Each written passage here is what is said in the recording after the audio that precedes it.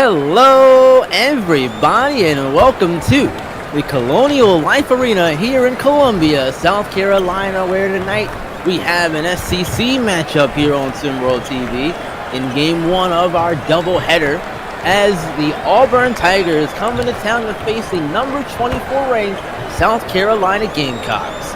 I'm B-Ron, and joining me tonight is Rico. Rico, good to be back here in SimWorld. You've been down in prep for the last few days, doing the last dance.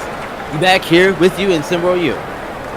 Yeah, man, it's great to be back. It's certainly great to be courtside here, and this is go time really in all conference play. And so we've been going back and forth with all this media coverage and things like that, with just how tight the races have been. So this is going to be an incredible game. An incredible game for sure. Auburn entering 11-13 on the year, 4-4, 7th in the SEC. The Gamecocks on the other side of that, 14-9 this year, way up from their last season of 7 wins last season. 14-9, 5-2 in the conference. It's good for 4th in the SEC. And let's get the starting lineups out here for you, starting with the South Carolina Gamecocks. Marius Whitmer-Thomas and Isaiah James are the guards. Amari B. McChesney and Kenneth Chukwu Cassidy are the forwards. And at center is Keandre Baldridge. And for the Tigers, hang on there, Isaiah James blue ball, no good.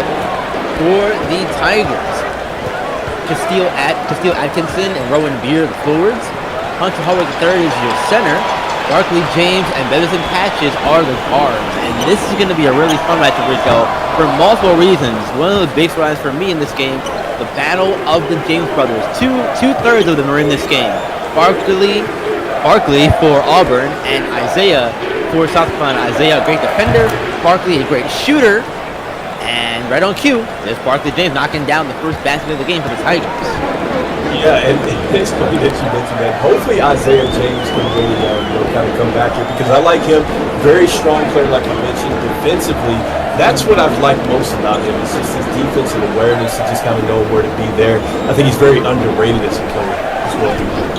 Yeah, I gave him the nickname Doc Ock back in high school days for that reason. It's a foul as Barkley fouls his brother Isaiah, count the basket, and a chance to tie the game off the rip, just like that. Both scored the first basket of the game, too. Man, that is hilarious. That reminds me a little bit of what we're going to see later on in SWBA with Tyrus and Trey Jones, the two brothers playing against one another. But look, going back and forth, man, you got to love this. And, I think it's a little bit more extra, right, when you have, two brothers kind of go back and forth. Yeah, absolutely. Well, let's talk keys to the game, Rico. We've gone through a few possessions now. What are your keys to the game from both sides to get out here with the win? Yeah, I mean, so starting with, just South Carolina, I think that just kind of the biggest thing for them, man, is just, I want to always see what they can do defensively. I think that that's where it starts for me. Can they basically go ahead and shrink the floor here? I like the fact that they were playing a little bit of this kind of, it's not a full court press right now, but you can see that they're kind of starting to pressure once they kind of bring the basketball up to the half court. And then when it comes down to Auburn, I think it's going to be all about ball control for me. I think that, they have to limit turnovers. I think the more turnovers that they're able to limit and they get some great shots, I think that, that can maybe lead to perhaps an upset tonight. And Baldridge over 2. Good. Freshman Keandre Baldridge, no fear in his game for sure. And there's Barkley in the corner here with it, being guarded by his brother Isaiah. Onto Harwick, now back to Barkley. James on James prime here. No steal yet. Shot up, a block by Isaiah. Isaiah winning the battle that time, bringing up the floor quickly here for the Gamecocks. As Barkley slows him down, they set up the offense here. And there's a foul on Beverson Patches trying to go for the rebound. He got caught. Great folks to go right back.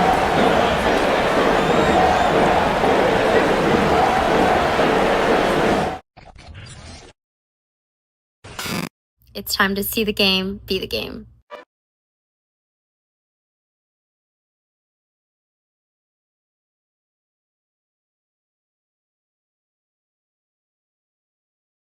Still waiting for a big smile out of you. You're up 2-0. What's the story? Are you not happy, or you're only half happy? Or Still to be happy about. You're up 2-0. Job's not finished. Job finished? I don't think so.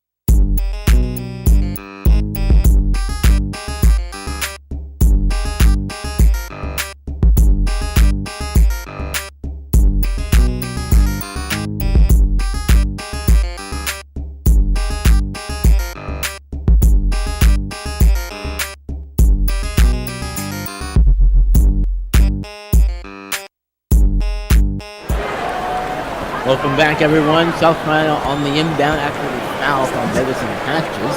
One of the things I like about Auburn, I mentioned the guard play earlier, but I think that their guards, Barkley James and Davidson Patches, work well together, and Davidson adds on to Benari's shooting with his own attacking ability with the basketball and on defense as well. He's called the Rico man for his defensive abilities, and there's a great scoring side on Auburn, 7-5. Yeah, and you know what? What I'm liking about Auburn right now, we talked about this a little bit, or at least I was mentioning. I like how their defense is already coming up to the half-court line, and they're trying to make South Carolina uncomfortable. I think that that's really going to be key for them. It's just kind of making South Carolina uncomfortable, making them play at a pace that they don't want to play at, getting into spaces on the floor that they don't want to be at. Just like we saw right there. That was a terrific defensive sequence. You give the player the little bit of the body bump, and like they tell us all the time, you use the sideline as an extra defender. So that was terrific textbook defense. Yeah, and Barkley James was the one who really forced Baldridge to go that way, and that's not the outcome you'd expect from Baldridge. You expect him to win that match more times than not. He did not. Loose ball here, and Barkley able to corral it. And Tiger in possession to the basket, throwing it down with two hands. Rowan Beer, another freshman with Auburn Tigers squad. Both these teams also, Rico, really young. I'm going to cut you off there. Both teams are really young, though, Rico. Alabama, or Auburn, rather. Don't get those two mixed up. Auburn has no upperclassmen on this team at all. Meanwhile, South Carolina, they've got 5 upperclassmen between juniors and seniors, but still a lot of talent going to be coming back for next season on both sides. Yeah, and see, one of the things that I like about just having a lot of underclassmen, and this is why I kind of like Princeton a lot, is because it's a young group, and when you get that type of success early, I think that really is something that pays off as long as players are willing to stick around and you really kind of build a foundation. And I'm hoping that maybe that is going to maybe trickle down with this team as well. I just love that when you have younger players that are thrust into the spotlight and have to take on a huge responsibility early. Yeah, look, it also makes your recruiting a little easier. You don't really have to do any of it later coming season because your roster is already filled for the most part, unless, of course, you're talking about adding roster spots, which there is talk of SimWorld Hoops schools adding an extra roster spot or two perhaps, so that could be a thing where you might get 2 other players joining where they normally wouldn't be, and that adds to your youth though and your depth. Now Isaiah up and over, good, great shot, up and over onto Harvick, third. That was smooth. That was real smooth, and he actually took a little bit of contact too. I felt the ref was going to call the foul because you got to give him some space to land, but that was a terrific shot. Great job from Isaiah on that one. Now Barkley, but they're going around Isaiah to the basket with a kiss and 2 points. Barkley's been slippery so far. He just finds a way to kind of just get through the trees, and so been impressed with his ball handling skills here early. Yeah, I think that's something he's really worked on over the last season, his high school season coming into this one here. He was with Heartland and Indy Tribe down in SimWorld Prep. There was a period of time where he was primarily like either a spot-up shooter or a guy who could attack on occasion. But he could score at all levels, but he was more so known for his shooting. And I think we've seen him really hone in on the other aspects of his game on offense besides just his shooting. He can do that very well still, but adding the extra element to his game has been a big help, big lift for him. And I can tell you that is what SWBA scouts salivate over. They love people who can get into the gym and just be a gym rat and improve, okay? Because that's what it's all about. Because, to get to the next level, what you did in prep is not going to be good enough, and in the SWU level, and then that's also not going to be good enough at the SWBA level, so you have to improve. And so I've loved the improvement here when you're talking about a young man that's working on handles, because that can be tedious. It's, you know what I mean? It's not something that people just wake up and go, oh yeah, I'm just going to go and just work on the handles. Everybody wants to do the things that score points and stuff like that, but that is very important. It's a basic, and that allows you to go anywhere on the floor and really make sure to guard offensively. Yeah, exactly. And being unguardable in any sense of the word is a very nice skill to have for anybody. And there is another interior basket for the Tigers. That one courtesy of Castillo Atkins in his first contest here. 15-9, Auburn has won a little bit of a run here. That's what we talked about. We talked about it a couple times. Just can Auburn really speed them up? And right now, South Carolina just looks uncomfortable. And there's a block, but a right to the corner 3-ball, no good. Unlucky there. Whitmer Thomas got his shot rejected and to the corner for Cassidy. Cassidy unable to get that one. Auburn take possession, and Patches through the contact, counting. That could have been a foul. That was a terrific adjustment, because I like how he went up to the right side but got over to his left hand. And so that was brilliant, just to hold it in the air like that and get the position for the shot off the glass. Terrific body control. Yeah, great body control from Patches. Now Kennechuku Cassidy out of bounds. Patches turning Cassidy over, and that's the second time we have seen a smaller Auburn guard do that to a bigger forward player on this South Carolina team. Yeah, they're doing a great job as far as shading players to the baseline, and I think that is an art as well. Defensively, if you're able to, shade them to where it turns into a turnover, or it's going to make the shot that much more tougher, or it can even lead to a trap situation. So you got to give them a ton of credit right now. Auburn is playing some great defense and just understanding where their help side is and everything else. Great positioning. Yeah, give the credit where it's due, and this is a Auburn defense that is middle of the pack, we'll say, here in SimWorld U. 59 points per game allowed defensively for the Tigers. South Carolina on the other end of that, they're near the bottom in the nation. 63.7 points per game allowed. You've got to find a way to contain this Auburn offense if you are South Carolina trying to stay in the game, and that's not going to help either.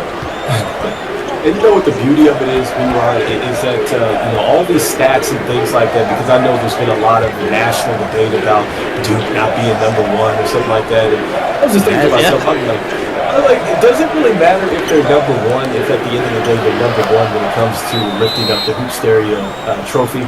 That's the bottom line. It's about winning. And so, this is what makes this, extremely, we'll talk about it, I guess, here at the end of the break. Yeah, right back, folks.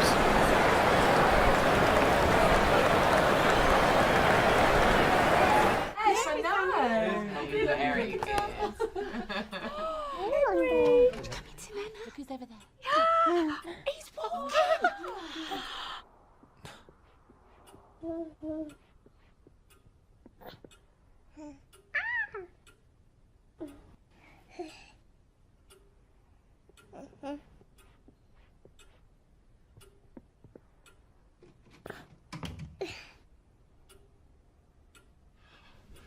So,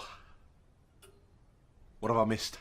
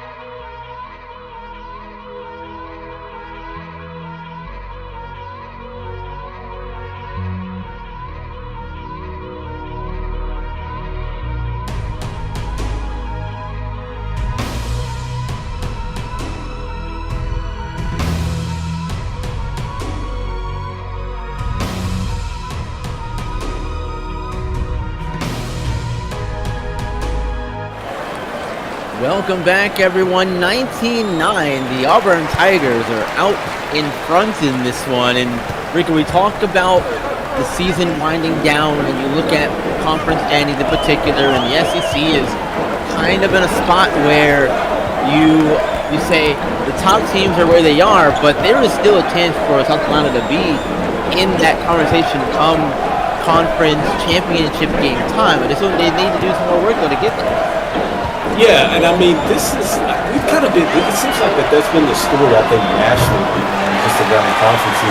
Isn't it interesting that for all these games that were won and all these dominant performances and stuff like that, all these conferences seem to be within a game or two of each other? Yeah. I just think it's so incredible that we're seeing that. And so this is, again, one of those situations where, look, a team could get hot over the last 6-7 games. I'm not sure how many they have left because everybody's kind of varying there, but anything can happen. And I was just going back to the point before we left due to the timeout, that you look at these stats, do they really matter when it comes down to conference tourney and then, the hoops area stuff? Because ultimately it's about winning with it. And so I'm pretty sure you probably have teams that just were not the, elite in those categories, but they find a way to put it together for the last 4, 5, 6, 7 game stretch. They become the hottest team in the country. And that's what it's all about. Right, and look at Miami right now as a good example. They were out of it. Nobody was talking about them. The defending champions, they were not in a conversation anymore. All of a sudden, here they come, and here comes South Carolina as well. 19 points into that basket there from South Carolina. That was courtesy of Russell McKell, who got that one to go. So we're seeing a lot of resurgences, both in this game and across the nation. Want to take a moment and just thank all of you being a part and watching wherever you're watching us across all of our platforms: Instagram, TikTok, here on YouTube, Facebook, X. We're in a lot of places, and just LinkedIn, and just as a matter of it's a big deal to all here. So thank you all for being a part, and we want you to be a part of SimWorld in general too. Discord.gg/SimWorld Hoops. If you got the game, come be a player. If you got the brain, come be a coach. I know there's a lot of you out there who think you can coach basketball, be a armchair quarterback, if you will. You got that skill set. Bring it here to SimWorld. We want to see it. We want to see you make your journey from prep to pro as a coach.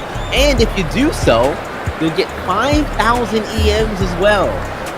So do that. Get you some money. Get you paid. And Discord.gg/SimWorld Hoops. Hope to see some of y'all in the Discord and in streams going forward as well. And have them spend it all in one place, right, bro? Or don't. I'm not your mom. Let's put it all in one place. Oh, man. Yes, sir. We're back to game action here. South Carolina has been on a bit of a run to come back the last few possessions here, Rico. And that was really good to see. They were down 10. And it was looking like it was maybe going to start getting ugly once it got to 10. But you know how people are. 10-point game, it's over. First half, it's over. Hey, as you once said, the great broadcaster Devon would once tell us, until you have to start to throw up those twos and it becomes late, that's when you start to win. Right now, we're still early on in the game. And look, it just seems like that now South Carolina is just kind of calming down, and it looks like that they're finding a rhythm. And they're not allowing Auburn to really dictate how the game is played. I think that's really what it comes down to. Yeah, they've gotten comfortable, settled in to the home court advantage here, and even though they're trailing, this crowd is still giving them their all they can, and the student section, especially the cockpit, is going crazy. They're going crazy, man. I love to see the energy that the student sections bring to all these college basketball games. That's what makes college basketball so great. You don't get this kind of thing at the pro level. Unless you're at Yankee Stadium. Yankee or Dodger, don't get them to play. Other than that, not really. and that's fair. And I could tell you as an SWBA, definitely guy for sure. Yeah, you don't see that type of environment. Even when it comes down to playoff time, I'm not sure that you get the same type of environment that you get here with SWU. I think that's what makes it special. You talked about it a little bit with Miami, and I love it seeing these young kids kind of pull it together after a tough start. And I just feel like you don't get that at the next level. Oh man, what a finish that was! That's Ahan McLaurin getting that one to go, and a tough two-pointer, and now a chance to make it 3 points the old-fashioned way here at the line. McLaurin, sophomore on this Tiger squad, shooting 73% from the free throw line.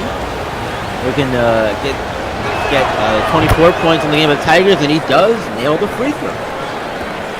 Yeah, and I think that they're doing a good job. Speaking of Auburn, I think that they're drawing contact. I think that that's the first time that they've got the refs' attention. But if they continue to keep doing that, it could lead to some real issues for South Carolina.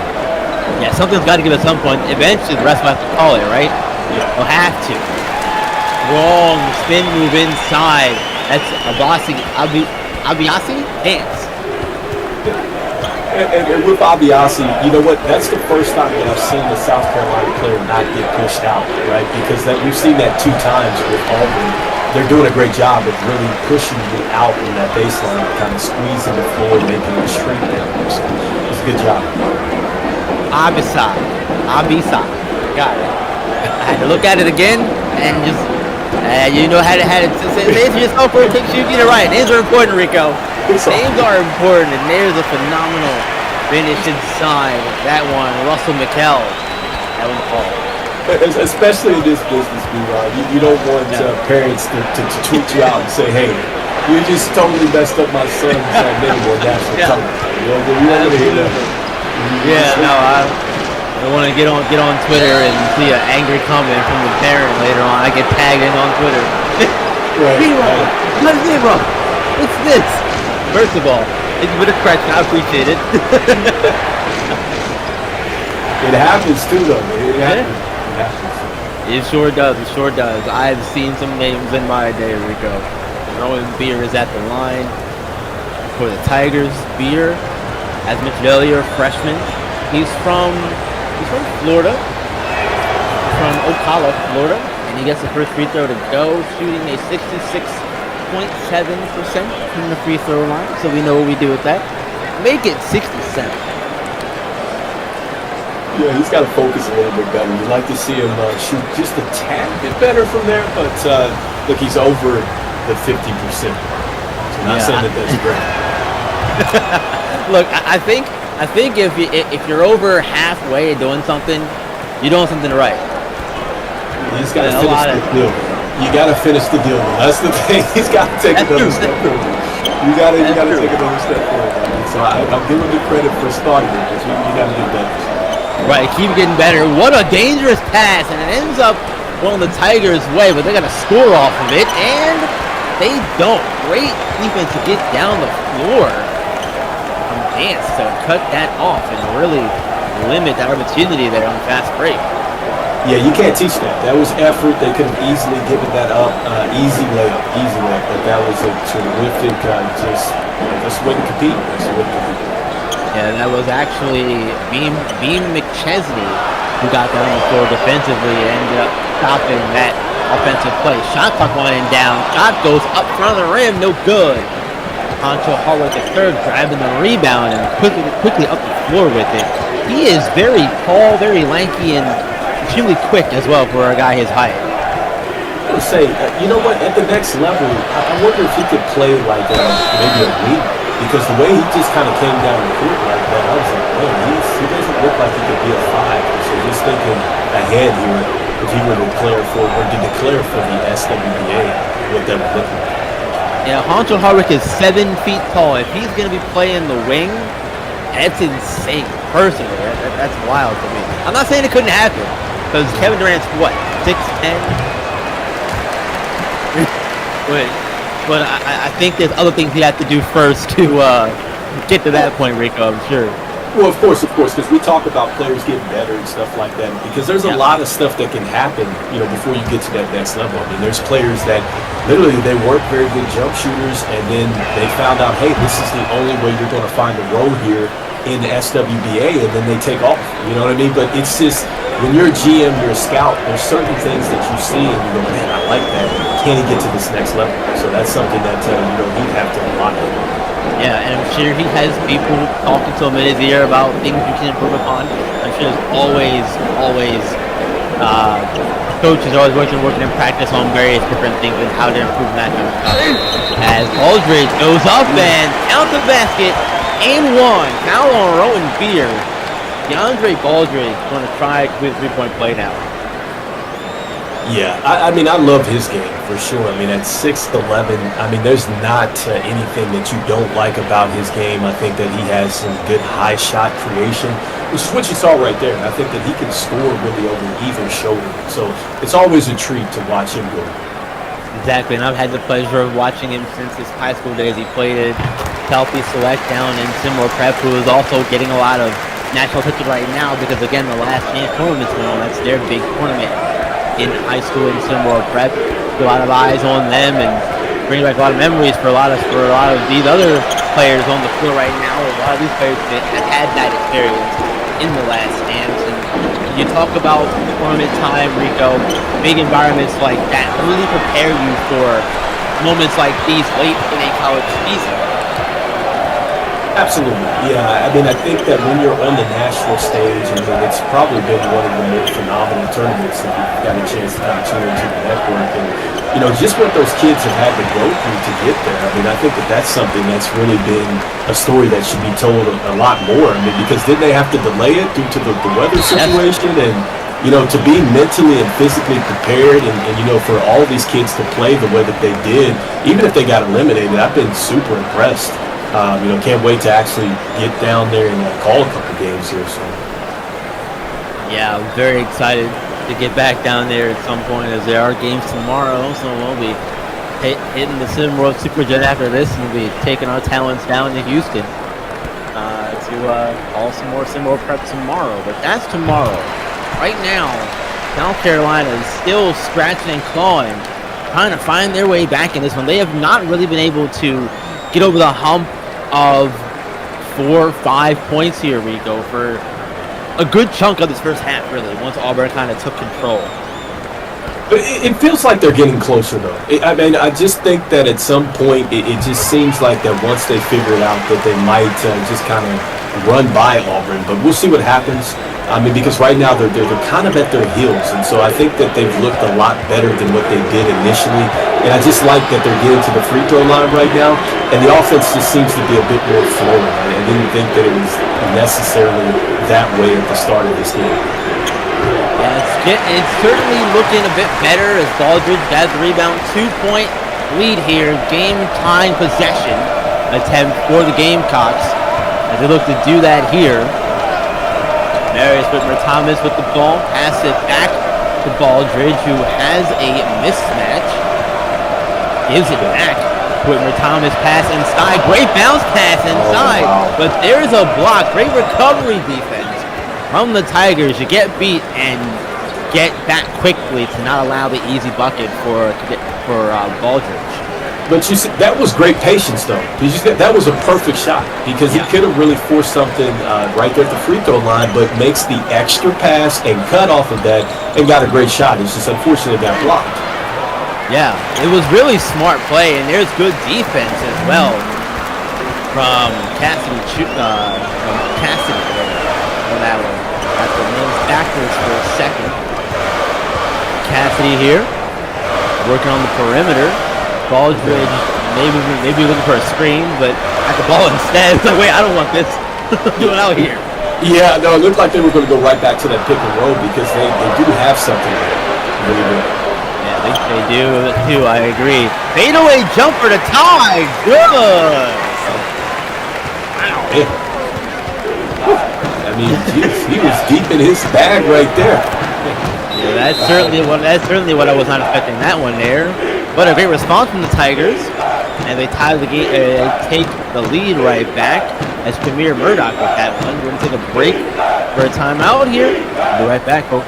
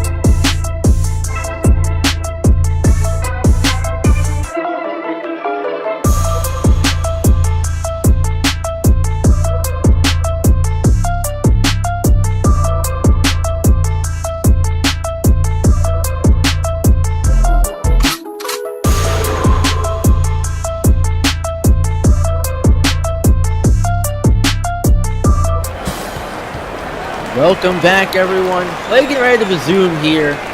South Carolina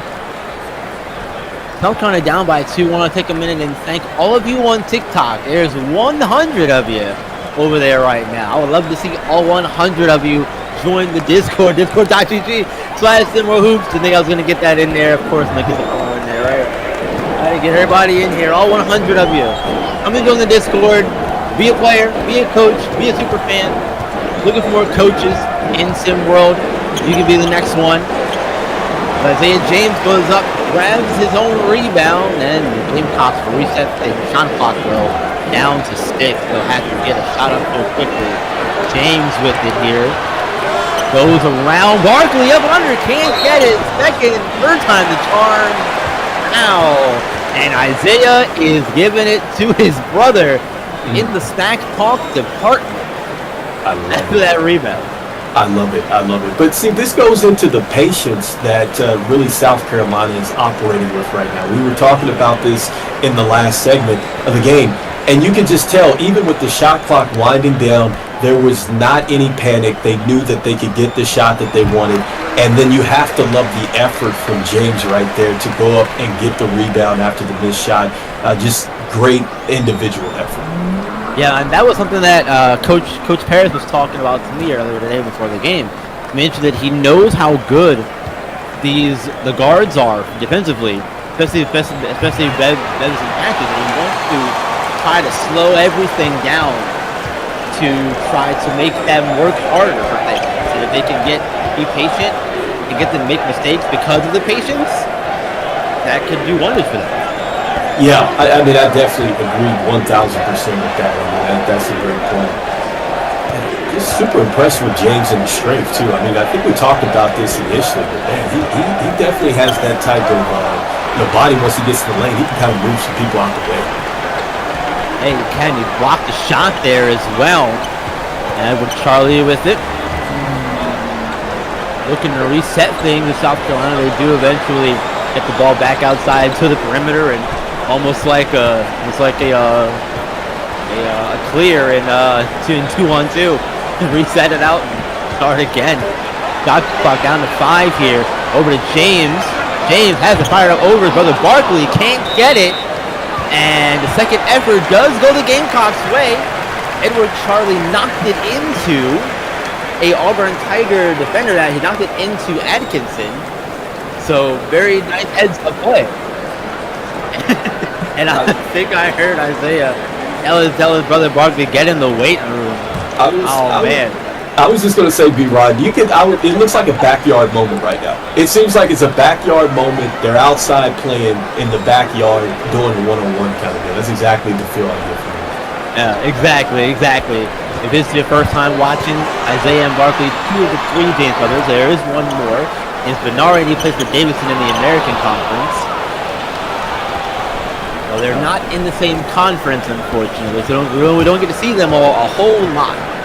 But they are all extremely talented in their own ways. Final 15 seconds of the first half here. Trying to score and get that out of here. Great block. Now Isaiah James with the ball on the outlet pass, slowing things down here. Game clock down to 4. Inside to Charlie. Up foul. And one. Henry Conti. It's a foul called on him, and Edward Charlie had a chance to get 3 points the old-fashioned way before halftime. And you know what? That was a great catch too, as well. I was super impressed with the catch because he kind of buckled it for a second, but once he got his hands on it, he was able to get the ball up on the rim and take the contact as well. So that was a terrific finish. Absolutely.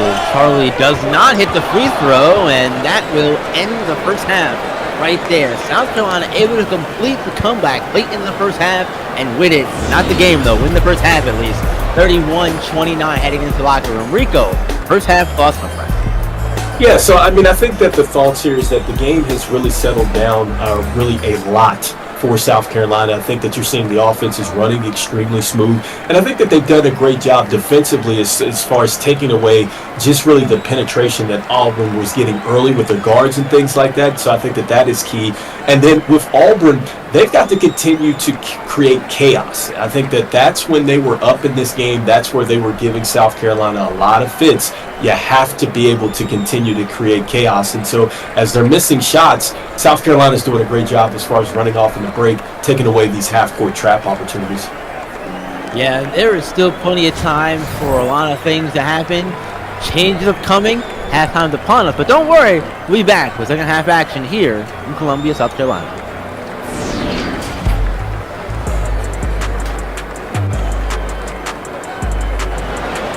SimWorld, SimWorld, SimWorld, SimWorld, SimWorld, SimWorld, SimWorld, SimWorld, SimWorld, SimWorld, SimWorld, SimWorld, SimWorld, SimWorld. It's a place where average Joe can work on his craft and grow. Say you the new magic, yo. Well, why you ain't passing, though? Better get you a basket, bro. Cause this ain't no Madden, no. This is real ball life from prep to pro. Gamma Park, this ain't no fashion show. It's the opportunity for you to be the one to shoot the 3 in the clip. Game on the line. They like, who is he? Must be the 2-3 or 2-4. The 1 twice. Coach saying do more. Scouts like that boy nice. Drive up the price. Push up the stock. Build up your name. Stir up the pot. Piss off the eye. As a player or a coach, here it is, dog. SimWorld. This is your shot. Yo, yells. SimWorld. You know your boy gotta get some of this, right? SimWorld. Rick Blaze. SimWorld. Ladies love. Let's go. I be on some ballers, trying to get my hands on a scholarship. Pretty young thing already knew my name, said she wanna try out on a scholarship. Hold up, let me PG it. Porn go past, but you know I'm gon' do it. Podcast fast, big Bob on the snacks, and you know I'm in my bag when March can't beat it. Baby, I be trippin' with my foes, tipping, shot out to the ballers. No bull like I'm Pippin'. Rick Blaze hit him with the freestyle. SimWorld Hoops, man, them boys wild. SimWorld, SimWorld, SimWorld, SimWorld, SimWorld, SimWorld, SimWorld, SimWorld, SimWorld.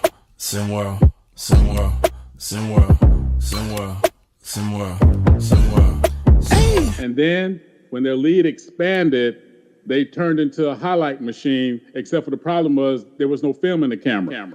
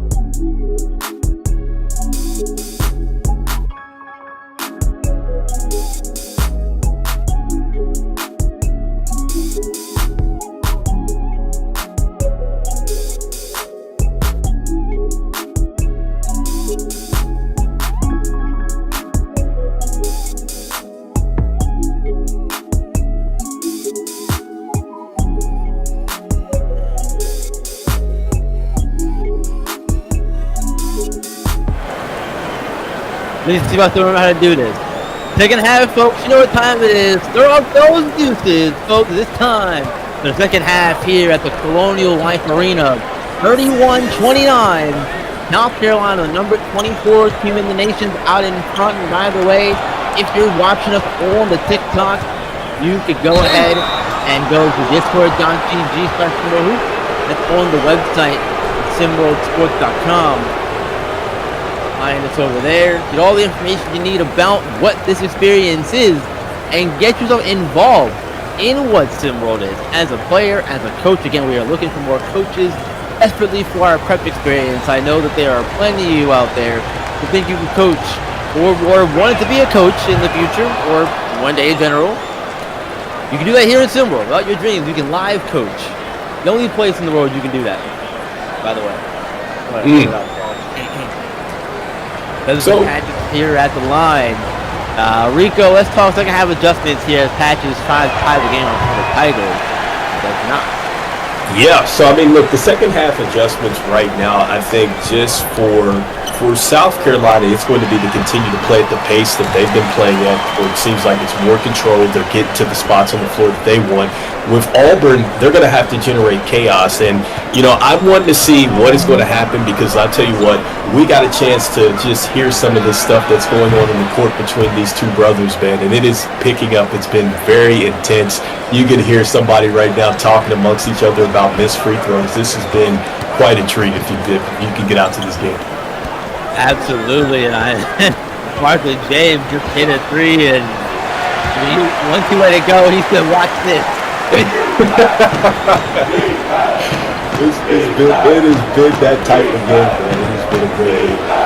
It has been that type of game, and I'm here for it. I love it. I love the trash talk, the competitive trash talk. Long as stays that way, of course. And Barkley, we haven't seen him do a whole lot of that in this game, really, so far. And I think that's one area that they're going to need to continue to work on, getting Barkley open for more of those threes.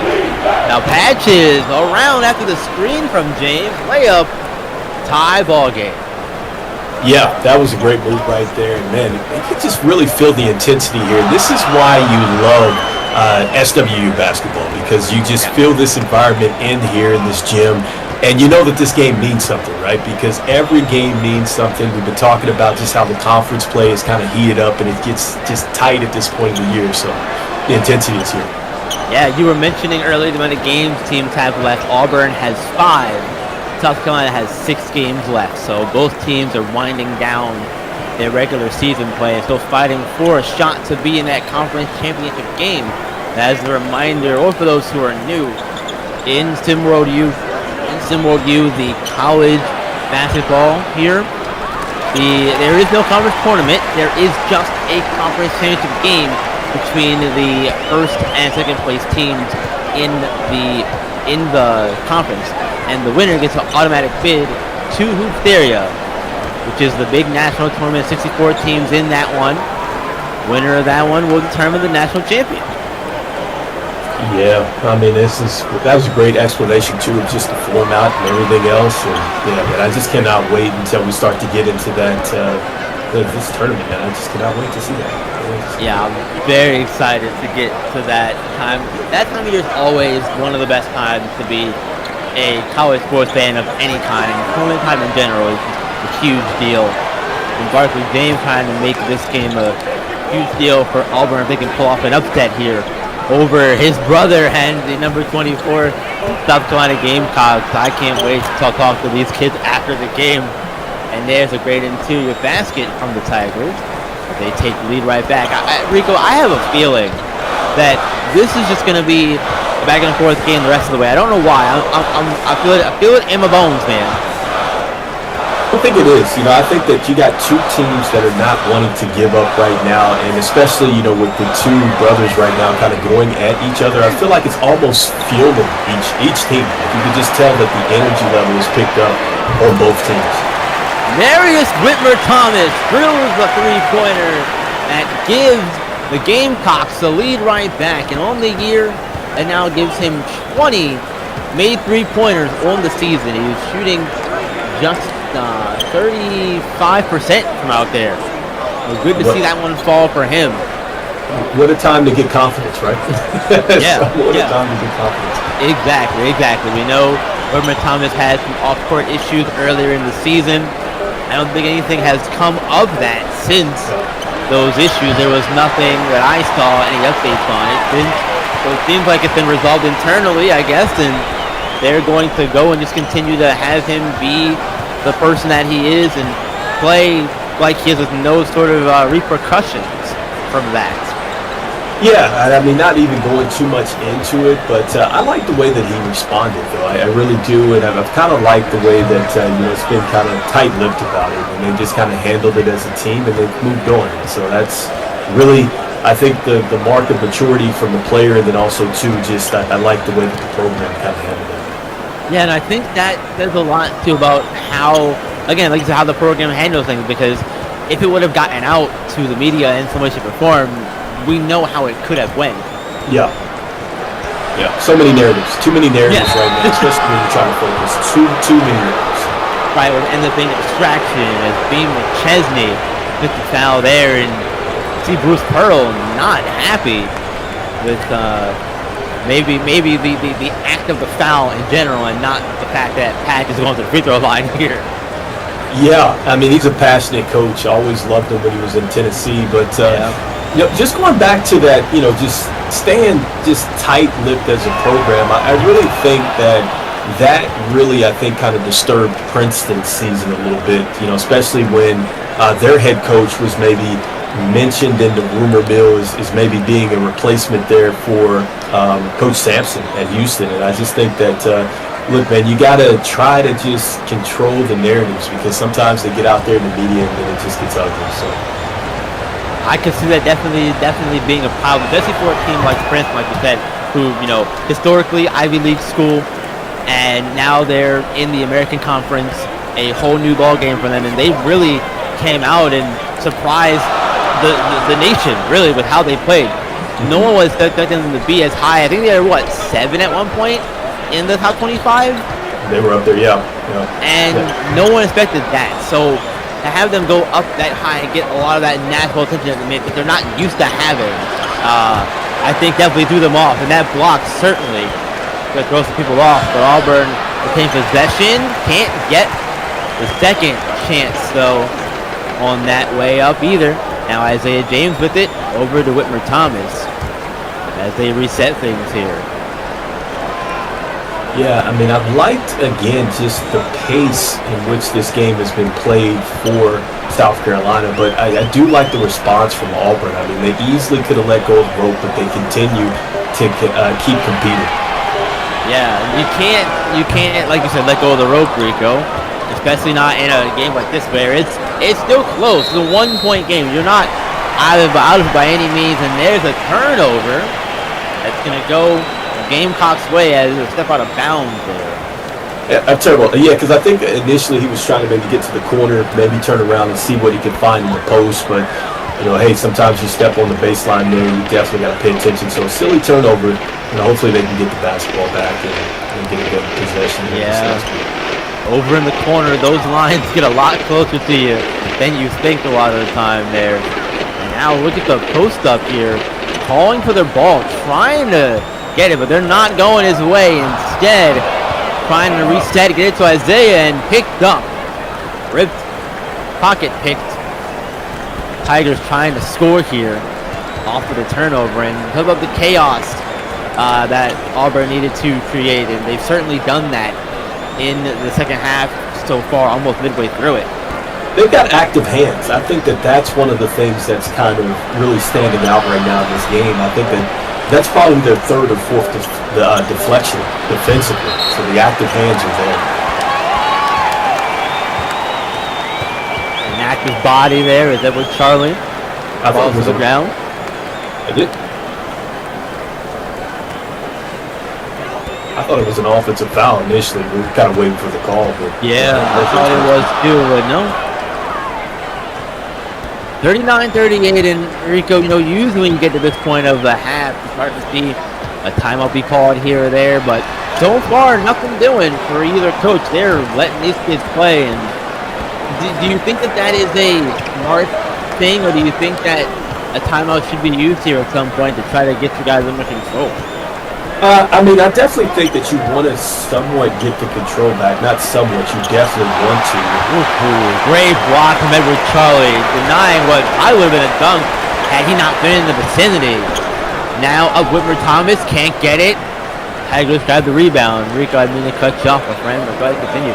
Yeah, I mean, it just seems like that both teams right now are playing in the mud, and I don't know if that's an indication, too, of fatigue, because you did see a miss right there at the rim, and that's generally something where you do see some fatigue. You're not getting the lift that you want right there, especially when you've played, you know, an extended amount of minutes. And so this is the first time that I think that we've seen the whistle blown in quite some time, and so we get a chance to see, you know, these players maybe catch their breath, and so we'll see if the quality of play maybe changes a little bit. But right now, both teams really struggling, especially even at the front of the rim right now.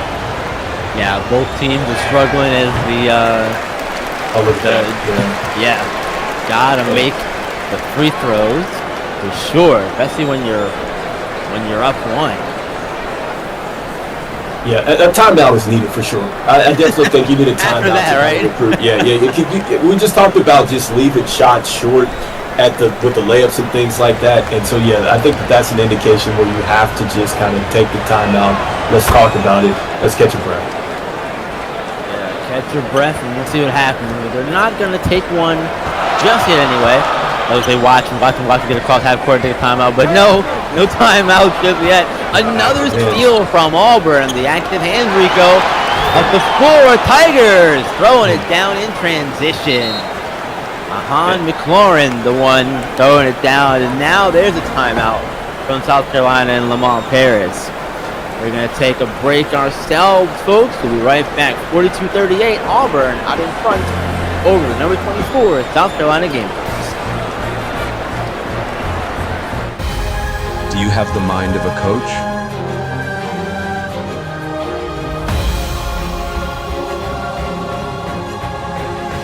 Are you willing to fight for your players? Can you handle it when things get heated?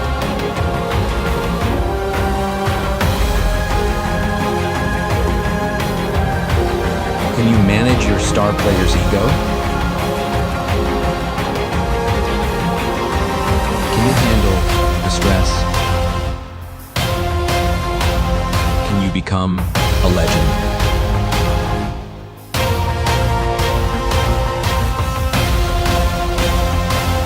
The only place in the world where you can coach live in a virtual world.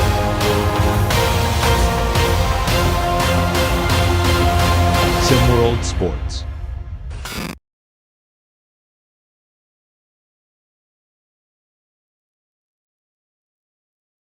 And it's time to see the game be the game. Y'all know how it go down, right?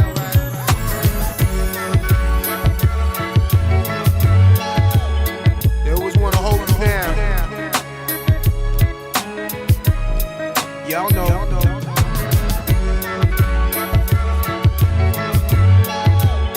So G-Dep, tell me a little something.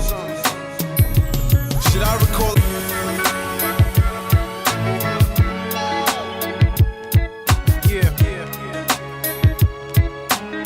Y'all know how it go down, right?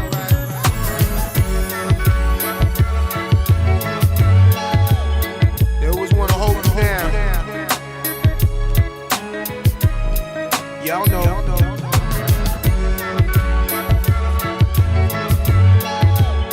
So G-Dep,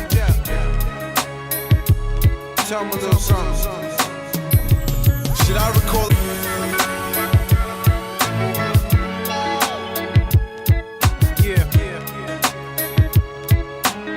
Y'all know how it go down, right?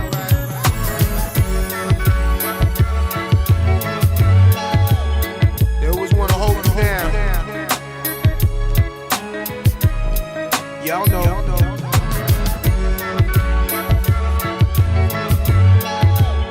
So G-Dep, tell me a little something. Should I recall? All I know is that I don't know about you.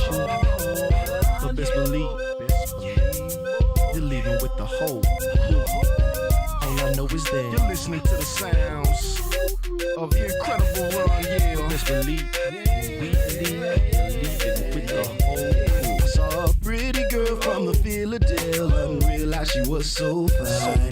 And she really got me feeling naughty, so I asked her what's her sign. She said a Scorpio and we could talk some more on the low, and then I replied, if you're feeling me like I'm feeling you, then let's take a little walk outside. I hate to trouble you, but the BMW's lonely on the ride home, rolling with my crew. But if you only knew what I wanna do, and now I got this Joe, your sex. I really don't mean no disrespect, but all I can picture is your legs wrapped around my waist. Just gotta get a taste, but wait, all I know is that I came to party all night. I don't know about you. Welcome back, everyone. We get back to this one here, 42-38. Auburn out in front, and this has been a really defensive-heavy game, Rico. There's only one player on both sides that has no footage in points. Rowan Beers, 10. It's close to those patches and counter balls, but each is 9. To the side, and there's a big basket right there. 2-point lead for the Tigers, and man, this is going to be a fight. It is, and I just use the term like a mud fight because that's exactly what it is. I mean, you got two teams that are literally, you're not getting a whole bunch of traction on the offensive end. It's been pretty gritty, and I've liked the way that the refs have really kind of let this thing kind of play out for the most part, because in the first half I thought that there could have been more fouls called, but the refs are letting these guys figure it out. They sure are. That one's not hard to call, though. It's an air ball going the Gamecocks' way. And the fans let him hear about it, and Isaiah definitely let him hear about it too. Of course, you gotta let your brother know what's up. You gotta let him know what's happening out there. So these guys have been going back and forth. Exactly. Isaiah trying to attack, grabs his own rebound as they'll reset things here. 10 on the shot clock to the corner. Got to get a shot up here quickly. Step up down to 2-1. Got to get it up. It's up, and no foul called. Instead, rebound for Auburn. And see, that's what we've been talking about, B-Ron. You thought it was a foul. I thought it was a foul, but no. I mean, you got to play through the contact, and honestly, he should have made that. I think he's had the size advantage just a couple times, and so the inability to finish there, that's very disappointing. Yeah, I was waiting on the whistle there, and didn't get it. Look at the steal, pick in the pocket. That's Mikkel up the floor with it. Fast break and scoring. Tying the game up, and now Bruce Pearl taking a timeout as a response. Nicely done from South Carolina to get the steal and keep going. And Rico, it's time to do some shout outs. You got the chat handy in front of you, or you want me to do it? I do got the, so let's go ahead and give Marsh Daddy his credit for dropping in. Looks like we got the Gorilla Man. Yep, Coach Dre Pope.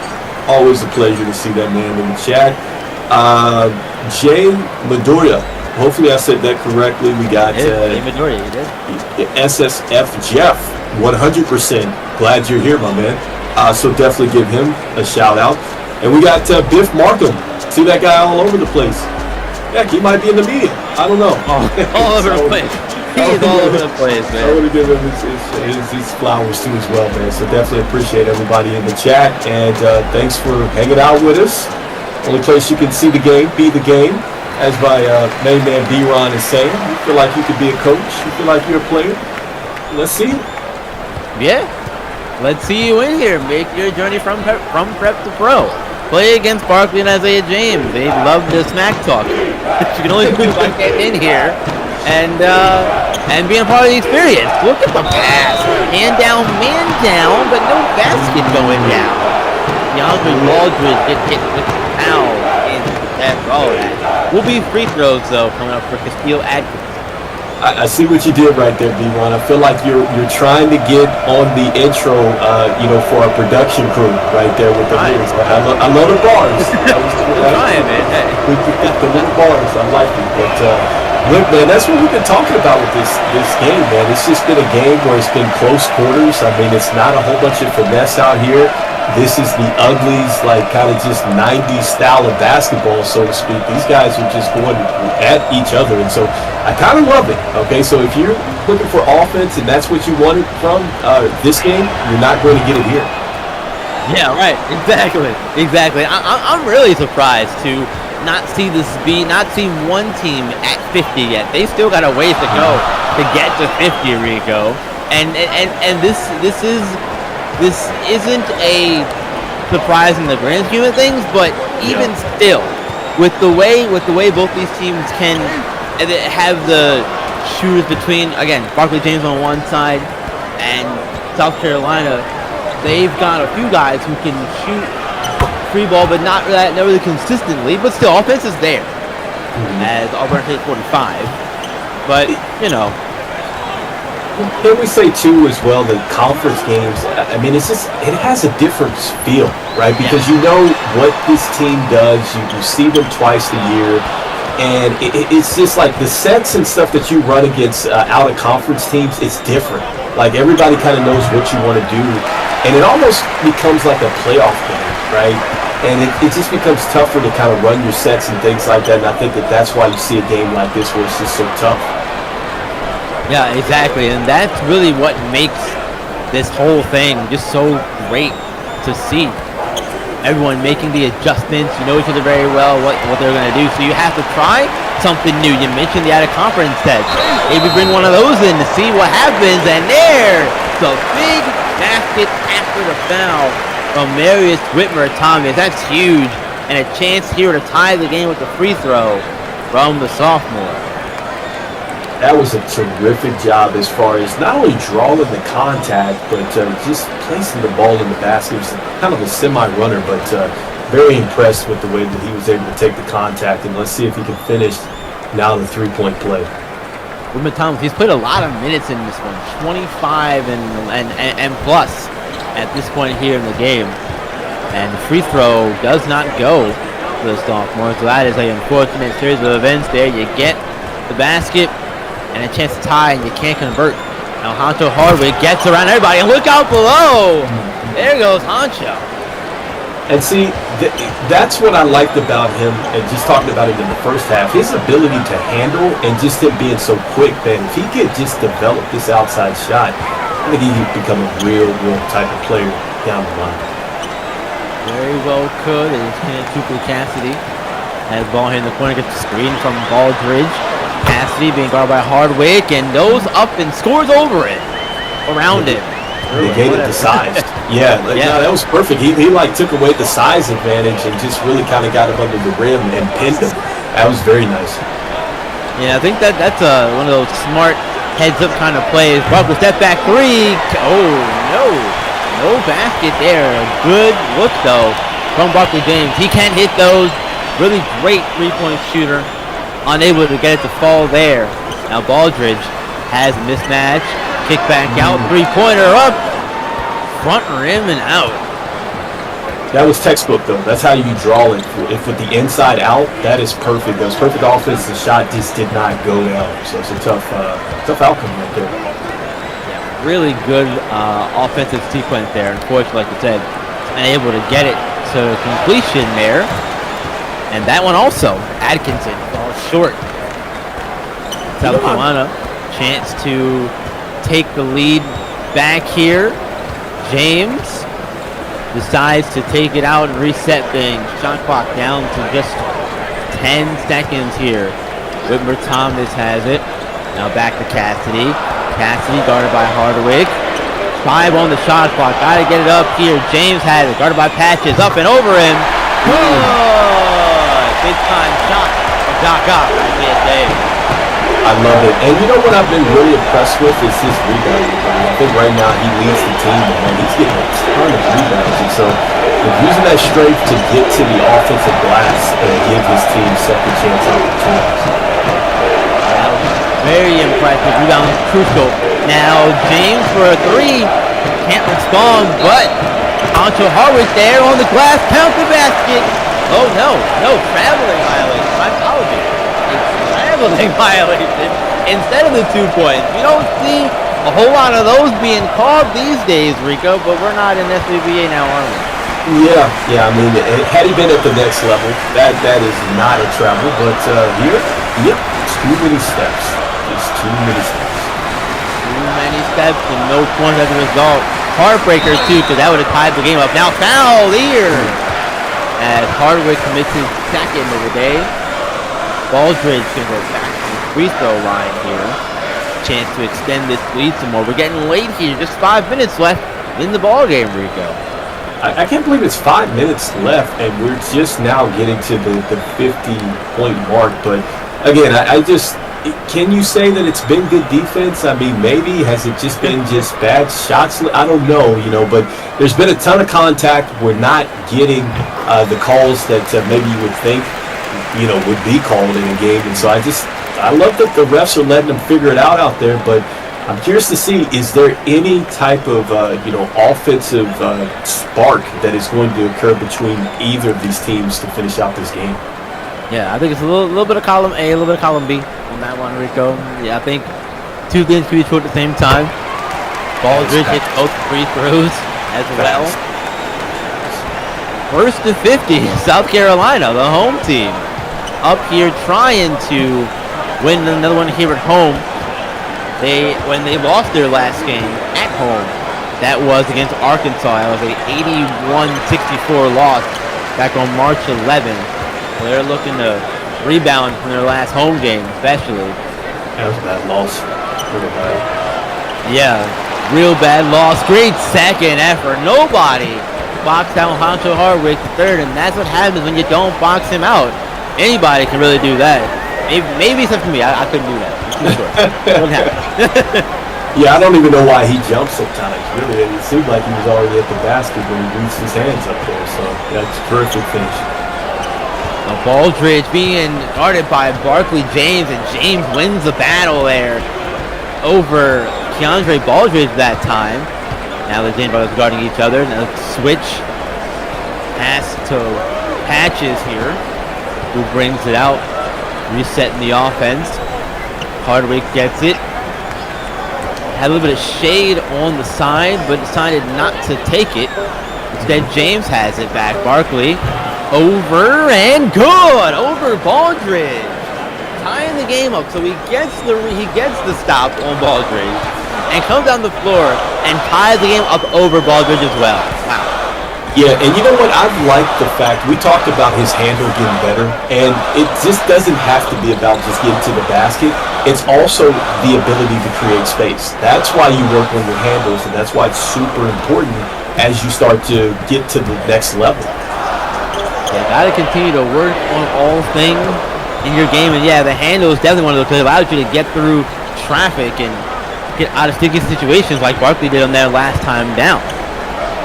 Yeah, and I think that was one of the things that's been, oh wow, that was a nice little post up right there. Nice finish with the left hand. Very nice. Great job by Castillo Atkinson. I think you have more you were going to say, Rico? Yeah, I was going to say that in the first half, as they got another steal, man, the active hands, we've been talking about that. Active hands, poor hands on one side, two ball just couldn't corral it. Now Isaiah James picks up his first foul. It was a smart one to foul Hardwick there. They'll go to the line, make him earn it at the free throw line. Yeah, I was going to say, with Barkley, the way that he was getting downhill, I think that's really what kind of got Auburn started off. And then once he went out of the game, they kind of went away from that. But then now you're starting to see that he's utilizing his handle to create space. And so, that's, again, we talked about it. You said that, hey, he's gotten a lot better since he's left prep, and this is why you put him to work from him. Isaiah maybe not too pleased with the ref's call there, and that was good defense. I was playing good defense. Referees didn't see it that way though. Blew the whistle. Hey, if it's the backyard, it's not a foul, but here it's definitely a foul. it's a foul. Hey, look, hey Rico, you sound like me. Whenever somebody says, "Oh, let him play, let him play it out," I'm going, now, wait a minute. The foul's a foul, all right. We're not doing this. If it's 5 seconds, 2 minutes, I don't care. Foul's a foul. Right, because Because you know that if you don't call it then, they're going to ask why you wanted to call it later. So it's like, well, let's set this the value right now. As to what is a foul. Exactly. Set the tone right now because I got a feeling it's a 4-point game. We got 2:25 left in it. It might come down to a foul, Rico. It might come down to a foul, no foul situation either. Exactly, and it definitely could, because the way that this game has been played, close quarters, just both teams kind of going at the basket. There has been some timely shots. Got an open one here, and he missed it, but that was a great look.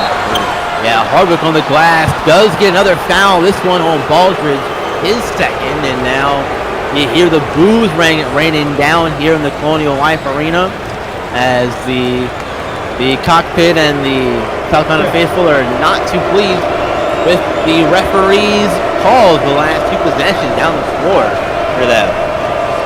Well, it's past clutch time because, at that point in time, it's 5 minutes in the game. Like, we're deep into the game at this point, 2:07 to go, and so it's super late. And, man, you'd hate to see it if you're, the South Carolina faithful, that Auburn is able to come into your house and get an upset win. Yeah, good news for them, though, is Hunter Hardwick missed his first free throw. And he continues to get some support from his teammates. And, hey, you'll make the next one, all right? That's what everybody says. Make the next one. You got to believe it, though. But you got to actually do it, though. You can believe it. You get all the encouragement that you want, but you got to knock down the free throws. But I have liked his activity, though. I've really liked his activity around the glass. And I've liked his handle as well. So that was a nice looking shot right there. So really come back and do it. Yeah, he does get the second one. 1 or 2 from the line for Hardwick that time. Makes it a 5-point Auburn Tiger lead here. Baldridge has ball in the post. Bevison Patches picks his pocket. Rico man strikes again. And inside, Atkinson, foul. No basket there, but Bean McChesney picked up his third and looked to be getting a little gingerly there. Banging the floor in frustration. Not sure if that was because of the foul call or maybe a slight injury perhaps there to Bean McChesney, but it looks like he looks okay. He's staying in the game. Something to keep an eye on for sure. Yeah, I was going to say, I don't know if he came down and maybe tweaked an ankle or something like that, but it looks like he's right back in there. Because initially, that's what I was thinking of. And very possible as you see Hunter Hardwick III exiting the game for Henry Conti. Hunter Hardwick at 7 feet. Conti comes in at 6 feet. Exiting the game is the height of the Tigers right now. And there's free throw. Second one is good. Now a 7-point Auburn lead. Minute and 40 left in the contest here. Over to Baldridge in the post. No double this time. Baldridge can't get that one. Strong defense from Conti coming in and immediately getting the stop on Keandre Baldridge. Bevison Patches here, bringing the ball up, and James Fires can't get it to go. And reminder, folks, the post up is coming up after this game. Siege will be doing the post up. Always look forward to hearing what he has to say in between games and getting his thoughts on things going around SimWorld U tonight. And in general, and there's Keandre Baldridge facing up for the last few possessions with the most difficult shot I've seen him make all game. But a good time for it. We're going to take a quick break, folks. Good time for that as well. We'll be right back.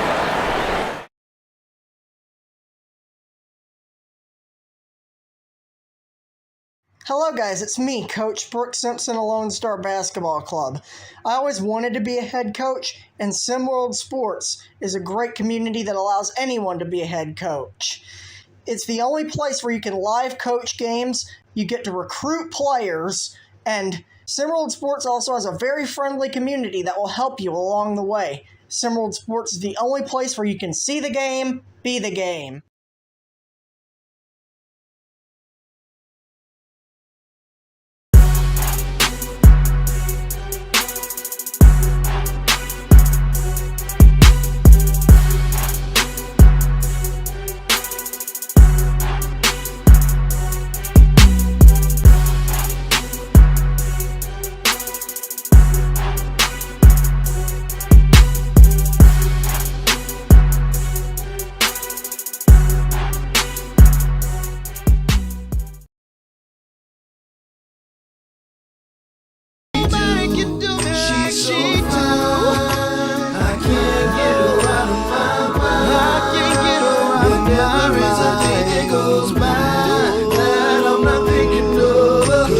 my super lover.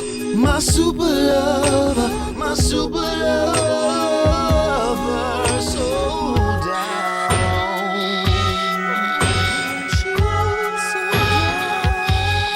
She gives me all the love I want and I need. Knows what it takes to please a man like me.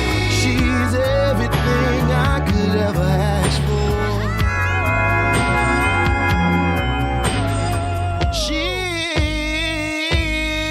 She's my slave.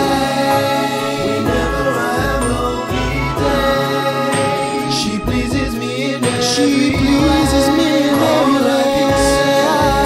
Nobody can do me like she do. No one. She's so fine. So fine. I can't get her out of my mind. I can't get her out of my mind. There never is a day that goes by that I'm not thinking of her. She's my super love. She's my super love. She's my slave. Whoa. She pleases me in every way. Nobody can do me like she do. She's so fine. There never is a day that goes by, 'cause she's my super lover.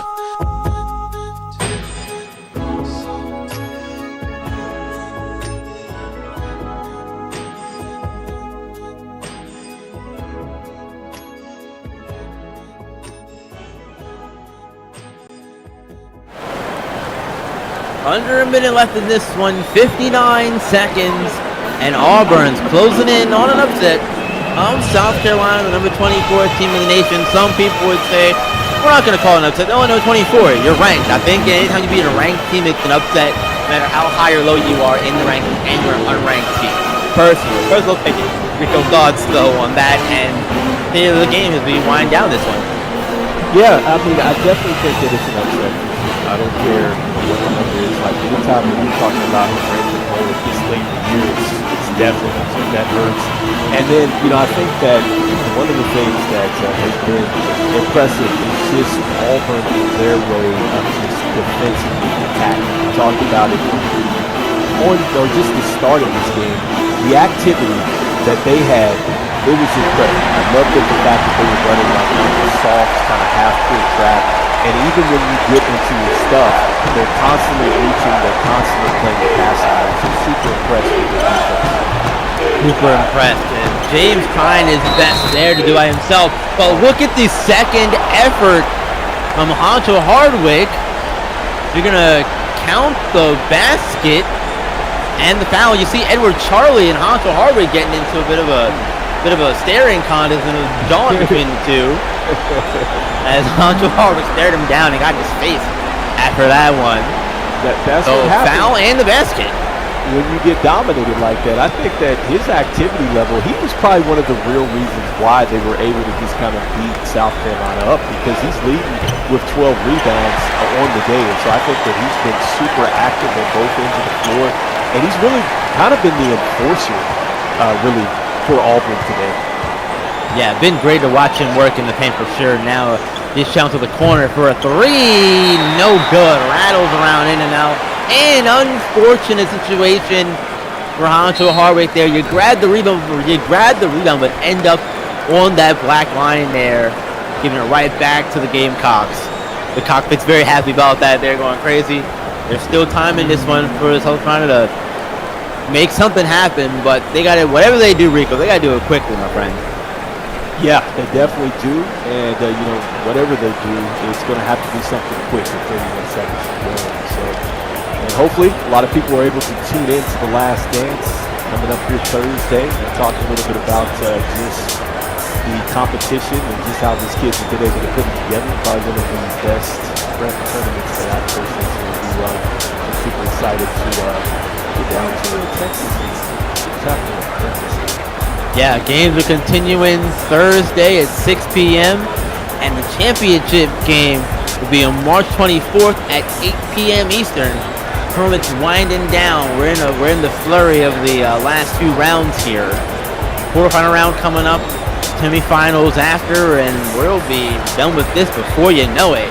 The action in SimWorld Prep is only picking up, coming to the thrilling conclusion of it as we get going into the rising action phase of the story of that tournament, starting tomorrow, because today is Wednesday, tomorrow is Thursday. I know how days are. Days all blend together sometimes, man. I swear. It's all good. It's all good. Well, look, 31 seconds left here in this one. South Carolina has a little bit of work to do. Down 60 to 53. Whitmer Thomas has an already too much time off the clock on this play. Baldridge gets it up and it's good. 5-point game here. 23 seconds of imagining we'll see fouls here the rest of the way. Isaiah trying to get the steal, but instead the referees call for the foul before he can really get the steal on his brother Barkley. Love to see him get it for Isaiah. But Barkley's like, no. Not so fast, bruh. Not getting it this time. Oh man, again, I've loved it. It's been like a backyard affair between these two guys. I think that yeah, it's been a back and forth affair, Rico, like you were saying the entire way, and it's been a real, like you said, real backyard feel between the James brothers. They've been going at each other all games, between the trash talk and just the general play of the game. It's been fun to watch all throughout this one. It looks like Barkley's going to come away with the bragging rights for right now. And as another reminder to you all still watching on all the various platforms, don't play yourself. Get involved in SimWorld here. Discord.gg/SimWorld Hoops. If you got the game, come be a player. If you got the brand, and I know you do, come be a coach. Looking for more coaches in SimWorld Prep so we can get more people involved into taking your journey from prep to pro as a player, as a coach. Super fans are welcome as well. If you don't want to be a part of it and as on that level, be a super fan and cheer all of these guys on. Guys and gals want to make their journey from prep to pro. You can do all that again. Discord.gg/SimWorld Hoops. Referrals get 5,000 EMs. Head coaches also get 5,000 EMs. So, you know somebody wants to be a part, help them out. You get paid, they get paid too. And word of mouth again, best way to get people involved in something like this. There's no fancy advertising budget here. You just get the word out to people, and they join, and it's a big old snowball effect. The more that happens. I was going to say, are they already throwing the towel in there? I thought he came out with the towel, but we threw it quickly over. I was like, man. Yeah, no, quickly put it back on the bench, and there's a rebound, but the game clock is running out here on South Carolina. It's going to stay Gamecock ball, though. As the Rowan Beer knocked out of bounds, so with 12 seconds left. You'll have to work quickly here. In the story of the game, B-Ron, when you talk about being knocked away, like that just seems like it's been on repeat with Auburn today. Absolutely. Whitmer Thomas fires a three, no good, and that is going to put this one to bed, lock the door, and throw away the key. Alabama, not Alabama, I did it again. Auburn wins this one, 62-55. Don't want to get that one wrong. Auburn does win and pull off the upset of South Carolina, 62-55. Post up coming up. Game 2, SimWorld Game of the Week coming up as well. Stay tuned for both those things. For Rico, I'm B-Ron. We'll see ya in Game 2 and the post up coming up.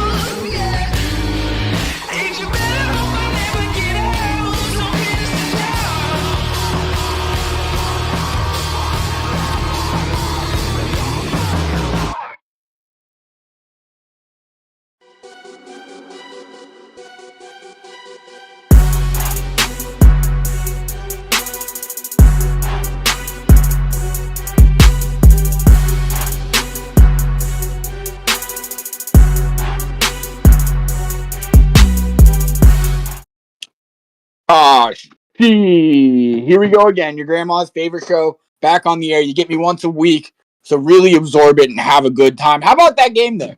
That's SEC basketball right there. Really good back and forth. Two tough teams. It's an upset for sure. I heard him talking about it on the broadcast. 24th ranked team at home getting beat by an Auburn team that has looked good at times, but also very inconsistent this year. We've seen them get beat by some bad teams. We've seen them beat some good teams. We've seen them blow out some teams. We've seen them get blown out. This Auburn team, I'll tell you exactly what they are. They're inconsistent, but what they are is really, really young. The three best players and the three most impactful players on this Auburn team, you could argue now you got Murdoch and Beer, and they're very good players. But the most impactful players on this team, Barkley James, freshman. Great scorer. He's only going to get better. What I would love to see Barkley James work on is his scoring off the ball, creating shots for himself. He's already improved at it, but if he can get better at that, he's going to be one of the better scorers in the SEC next year. Bevinson Patches, an electric defender, the repo man as they call him, very, very good defender, also a freshman. And his offensive game has been inching along nicely. And then Hancho Hardwick, who's been a great asset for this Auburn team where we weren't even sure he was going to get the start coming in to this roster and this program, and he has been sensational. He looked dominant tonight against a South Carolina team that's usually very, very good inside. So is this Auburn team a threat in Hoopsteria? No. Are they a threat to win the SEC? Probably not. But what they could do is knock out a team or two in Hoopsteria. They could cause an upset. They're an inconsistent team, but when they're on, they're on. And I think next year we're going to be talking about them as a top 3 team in this SEC conference. That's what I think this Auburn team is, and it pains me to say it because you know how I feel about that gross cow college. But they got a decent basketball program on the come up. Let's talk about award season. It's coming up, right? I feel like we haven't started talking about award season enough. So let's talk about a couple of the awards that we're going to see coming up. Player of the Year. SimWorld Hoops Player of the Year, right? Now, I know what everyone's thinking. Cooper Flagg is obviously in the race. Lamarian Sherwood in the race. You got really those are the top 2, I think. CKC is going to get his mentions. He might get it, depending on how Maryland ends the season. Unfortunately, Lamarian Sherwood's probably not going to get it because of this injury that's derailed the end of his season. It's going to be hard for him to get it. Cooper Flagg is currently the front runner. You don't see freshmen win SimWorld U Player of the Year a lot. In fact, you almost never see it. But it happens every once in a while. I believe that the committee would give it to CKC over Cooper Flagg. I think those are your 3 front runners. But then you got to take into account a guy like Trevion Novick, who's taken a Virginia Tech team that simply wasn't supposed to be this good and made them one of the better teams in SimWorld U. We'll talk about how good they look tonight, actually, in a game that wrapped up recently in just a second. But I think Trevion Novick has to get a mention. I think Donta Walker, if it was just for the first half of the season, Donta Walker had Player of the Year wrapped up. I still think he might find himself getting mentioned if he can have a couple great games. I don't think he's going to win it, though. Trevion Novick should absolutely be in talks, potentially win it. I would like to say that someone from this number 1 ranked Alabama squad should get a mention or two, but I don't think they will. I think that team is just too many cooks in the kitchen kind of thing. Not too many, but you know what I mean. I don't think there's a standout star there, so I don't think you got a Player of the Year candidate on that team. Other than that, those are my Player of the Year guys for you, really. But a really interesting award that I think we got to discuss is Coach of the Year. I think there's a lot of really, really good candidates for Coach of the Year this year. You look at a guy like, this is the first guy I'll say, and I know that Donta Walker is kind of falling out, but Coach Damon Stoudemire should absolutely be getting mentions for Coach of the Year. 18-6 in a tough ACC conference. That's 75% winning. They're number 10 in the country right now. I believe they should be a bit higher. They are first in the country in 3 points made per game, 8th in 3-point percentage. It's hard to have a very high rating in both of those. And nobody would have told you that this roster was a roster that could get it done. They've turned out to be very good. Donta Walker has turned himself into a lottery pick. But before the season, probably wouldn't have guessed it. And for me, that's what makes Coach of the Year. Damon Stoudemire has put Georgia Tech in what some people would say the contenders kind of conversation this year. Do I think they're contenders? No, I don't think they're going to win it all. But I think you could very validly put them in that conversation, and Damon Stoudemire deserves some credit for that, so he's my first candidate. My second is Kyle Neptune. Kyle Neptune took over for Jay Wright however long ago, a couple years ago, and I'll tell you what, those are some big shoes to fill. 21-4 on the year. They're 4-1 in their last 5. They're number 4 in the country, and he's got a lot of young guys on this roster. Look at Aaron Lovejoy, who's been very impactful, sophomore. You look at Mugen Williams, who's been sensationally impactful, freshman. You look at Justin Bell, who's been sensationally impactful, freshman. And this isn't a case of, we didn't think their roster was going to be good enough to be as good as they are. It's a case of great job by Kyle Neptune going and getting the pieces he needed to have this team be well-rounded and compete for a national championship. This team absolutely is in the contender conversation. And in fact, I think they've got a better shot than a lot of people realize. I think the only thing holding them back is going to potentially be that inexperience in a guy who's their top scorer in Justin Bell being a freshman. But that doesn't seem to be too big of an issue. We saw Carmelo Anthony do it just fine. Now, I don't know if Justin Bell's Carmelo Anthony, but it'll be fine. So Kyle Neptune absolutely in the running. And my last candidate for this is Mike Young of Virginia Tech. They have similarly to Georgia Tech. Nobody saw them coming this year. They're 8th in the country. We've seen them with some big wins in a tough ACC conference. Mike Young absolutely deserves to be in this Coach of the Year conversation. Now, you're going to see your Nate Oates in the conversation. You're going to see Mark Pope in there. Kentucky's been good. You're absolutely, without a doubt, going to see Rodney Terry in the conversation. This Texas team has been very good. But those 3 that I mentioned are kind of my front runners. They don't have quite the resources of some of those more massive schools for recruiting, like Georgia Tech, Virginia Tech, and Villanova's got a little more resources because they are a storied basketball program. But those are my 3 choices for Coach of the Year. But we're going to move on and talk about some other games that just wrapped up. You're just going to get those 2 awards from me. Let's talk a little more SEC actions. The SEC has truly been heating up. Now, a lot of people were assuming that it's going to be Alabama and Kentucky in the championship. That's what we've been assuming most of the way. Kentucky's 5-2 in the conference. Alabama's 5-1. Florida, big win tonight over Arkansas. Arkansas drops to 5-3, while Florida goes to 6-3, putting them a win above Kentucky, but a loss below them. This Florida team could find a way to sneak into that championship game against Alabama, and there's certainly a chance Alabama falls as well and doesn't stay at that number 1 spot. Now, they've got a game against Ole Miss that actually just tipped off about 15 minutes ago. They're 8.5-point favorites. But this Florida team with a massive win tonight, won by 22 points. They came into this game underdogs at home by 4.5, and they just took it to the Razorbacks. Sensational game. Hope you guys get to see some clips from it. Tyshawn Islam, he's got to have some talks about freshman of the year. He's not going to win it because we all know Cyborg flag over there. But Tyshawn Islam has been sensational. He's been the best player on this Florida team day in and day out. And he was really more talked about as a role player coming out of high school. So really, really impressed with Tyshawn Islam this year. Another game I want to touch on, Virginia Tech at Florida State. Told you we'd talk about it. Virginia Tech did come in as 15.5-point favorites. So you expect them to beat them 91-37. 91-37. Virginia Tech scored more points in the first half than Florida State did all game. Virginia Tech held Florida State to 6 points in the first half. Guess how many of those were free throws? 3 of them. 3 of those 6 points were free throws. This Virginia Tech team turned up that defense. Give me another reason to give Mike Young Coach of the Year. They are turning it up. If this doesn't up their ranking, I don't know what will. No, Florida State's not a top shelf team, but they're a good team. They fall into that kind of Auburn category. They're inconsistent. You never really know what you're going to get. But 33 points for Travion Novick, 22 points for Newly Cox. This is a crazy duo. Not to mention Travion Novick went 15 for 16 from the field and 1 for 2 from 3. He's a stud. He's a stud. Give him Player of the Year. Give him Player of the Year. Give Mike Young Coach of the Year. I don't care. Give it to the Hokies. Give it to the Hokies. Mike Vick will be proud. That's what I'm talking about. And we got some more games coming up for you tonight. As we mentioned, Alabama takes on Ole Miss in Coleman Coliseum.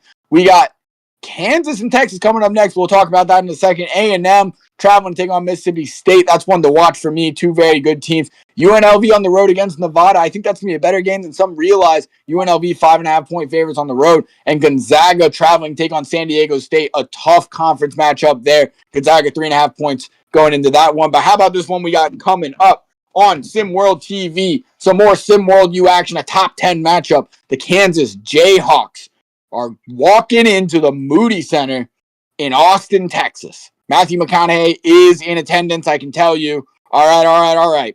But the Jayhawks going in, and they are going to try to spoil McConaughey's night, which is hard to do because he just has a great time all the time. All right, guys, it's unreal. But let's talk about 3 in the key. Texas favored by 3.5 points. I personally think it should be a little bit more than that. I haven't been super impressed with this Kansas team this year. But simply, key one, and this goes for just about every game they have. Madison Miles has been great. If they want to start winning more games, freshman Knox Hall has to get going early, and he has to help them stretch the floor. When he gets going, it not only opens up the paint, it opens up lanes for shooters like Charles Pinkard. This Kansas team needs to get that freshman going. It needs to get him going soon. Second key, Kansas has to put butts on bodies. Cannot allow this Texas team to get offensive board. This Texas team is loaded in the front court. You talk about Claudio. You talk about Anthony Young, who's a sniper from out there, but he's got some size. Talk about Arthur Lattimore. This Texas team will beat Kansas up on the board if they don't put butts on bodies. Kansas has to fight in the paint all night. And that's another reason why key one is so important. For key two is that Nas Hall's got to help him stretch the floor because it is going to be a battle down low between these teams on a national stage. And key three, the most important one in my brain, Vincent Magic. I think Vincent Magic is the key. Yes, they're number 3 in the country, so it sounds so crazy for me to say, for them to be as good as they could be. They seem pretty good already. This team has legitimate national championship shot. Legitimate. If Vincent Magic can continue to get better and really get the keys and unlock himself in this offense and all of that, he is a sensational facilitator. The games that we see him have a crazy game, this Texas team looks like the best team in the country. Vincent Magic is my third key to this game, but we're going to go ahead and throw it out for you to Moody Center in Austin, Texas. We got McConaughey on the sideline. We got JJP and Kamal on the call. Johnson out there for you. It's going to be a good one. Remember, SimWorld Sports is the only place where you can see the game, be the game, drink your water, stay hydrated, and give your grandma a kiss for me. We'll see you next time.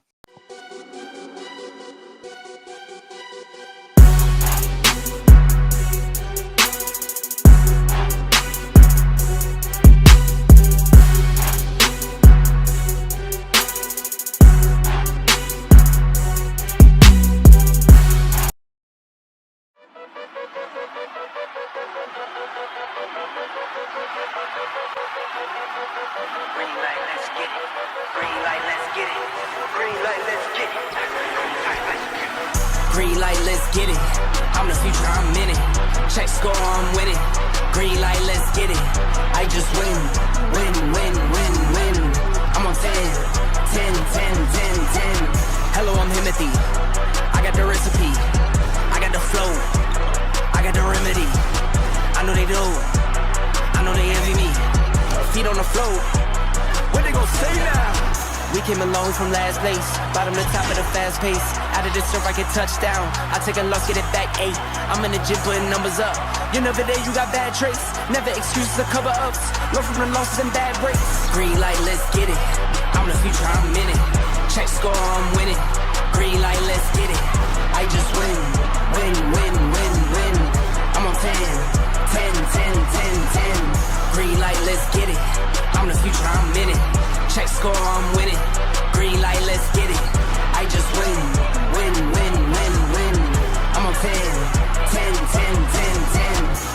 Who said I wasn't him? Who said it? All this talk about who's on top and who's not. Miss me with the gospel. Check the score, yeah. See me coming off the screen. Know I gave myself the green light. Catch a shoe from the 3. If I'm not the one, it doesn't seem right.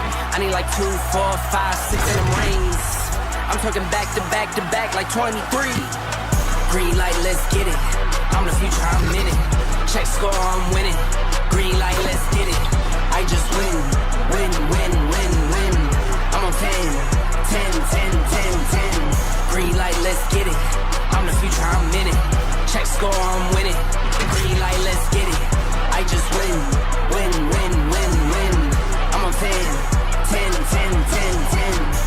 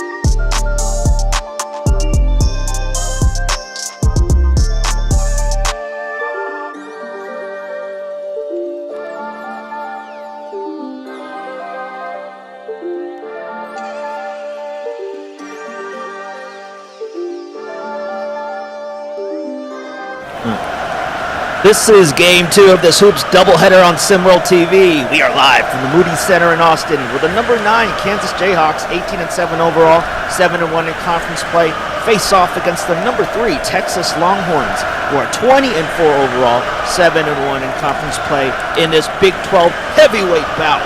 I'm JJP and I'm alongside my broadcast partner Kamal. Kamal, how are things with you on this fine Wednesday? I mean, everything good. We in Texas, you know, the food is good. I think they be sprinkling a little something, because I don't know how y'all get that food that good. Good Lord. But it's about to be an incredible matchup. 2 ranked teams. I will say this, Kansas, y'all better keep Texas off the boards. It's going to be a long night for y'all. Definitely. The last game for Kansas road team was a victory over Dayton. They won that one. Whoa, there was an alley. Interrupted my introduction here. Arthur Lattimore goes up for the jam. Let's go back to the Jayhawks as they are on a 6-game winning streak. Their last game was a victory over Dayton, 70-64. Attempt here in the paint is a miss. And the previous game, Kansas retrieves the ball and they'll score their first bucket, making it 2-2. The last game for the Longhorns was a win on the road over Iowa State, 80-77, and Texas is currently on a 3-game winning streak. And the Longhorns starters are as follows: Magic, Yardley, Young, Lattimore, and Claudio. And the starters for Kansas are Pinkard, Hall, Vega, Miles III, and Wilson. Kansas coached by Bill Self. And as the shot misses by Pinkard, rebound by the Longhorns. They'll charge up here, slow things down a bit. Nice move. Close range miss though. Come on. Nice move though. $5 move, 2-cent shot. Ooh. Nice assist. The jam by Nas Hall. Hall. Freshman from Brooklyn.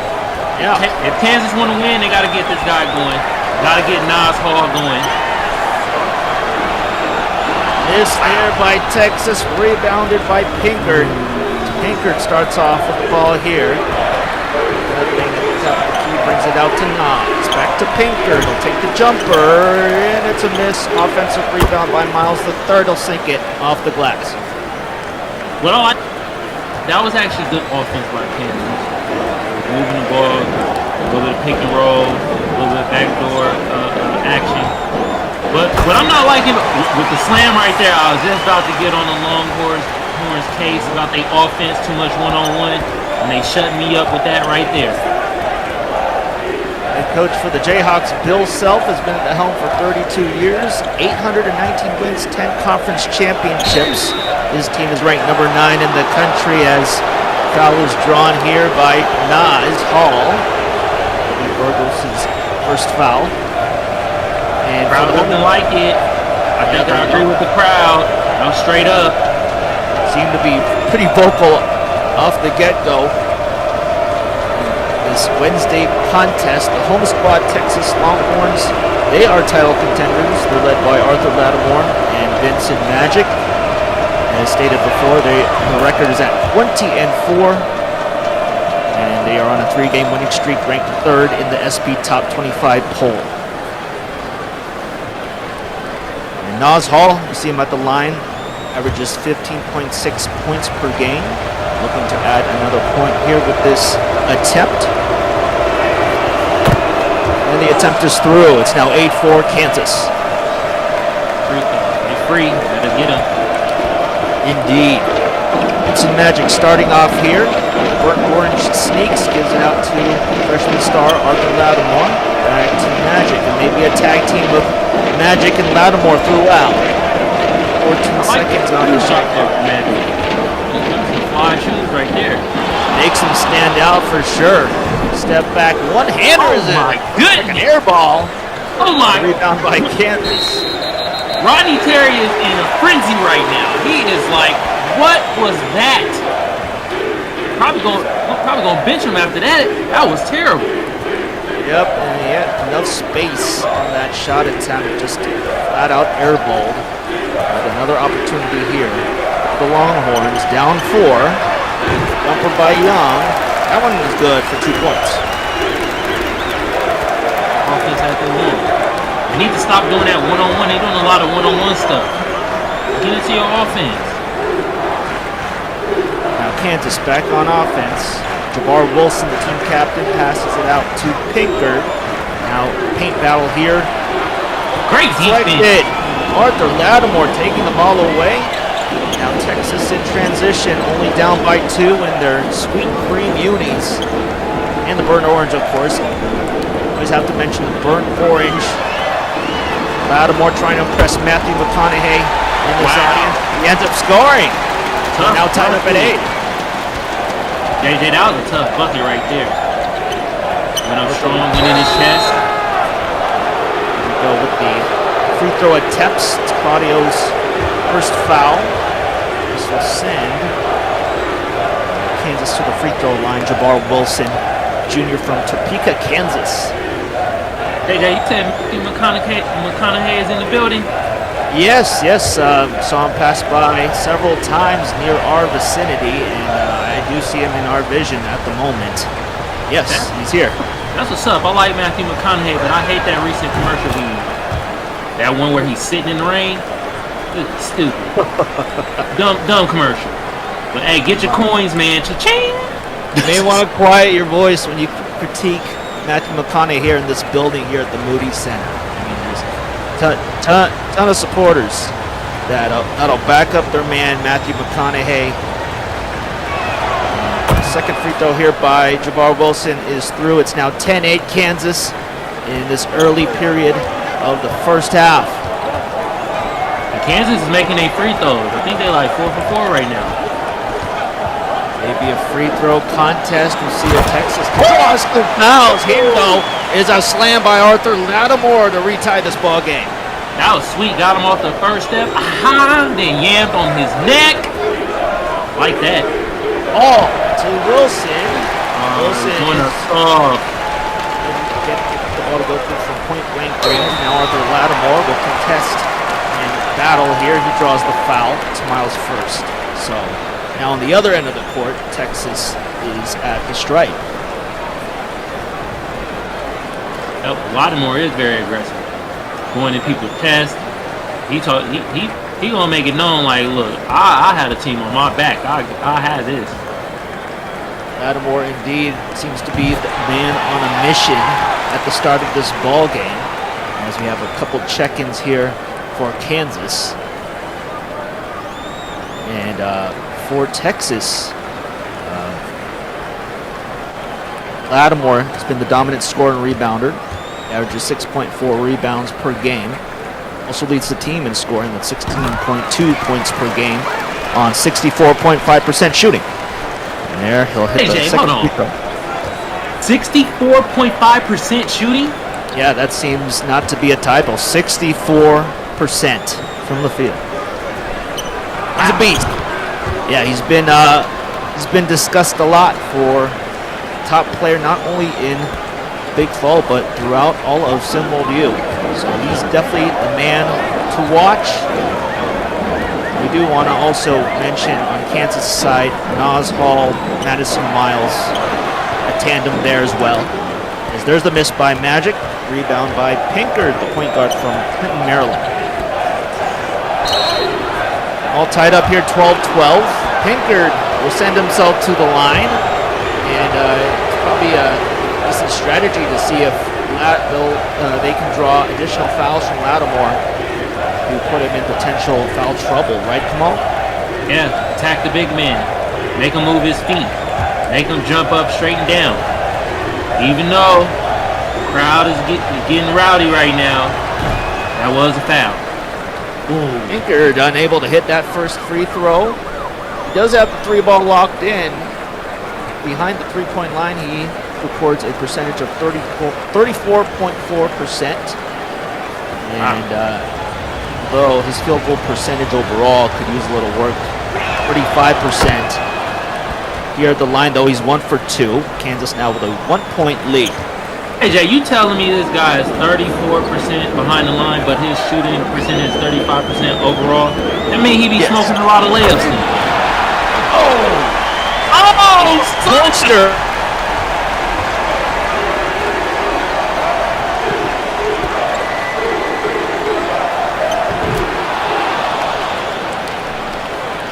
defensive side. Wow. Kansas are able to put up points. It's 15-14 Jayhawks.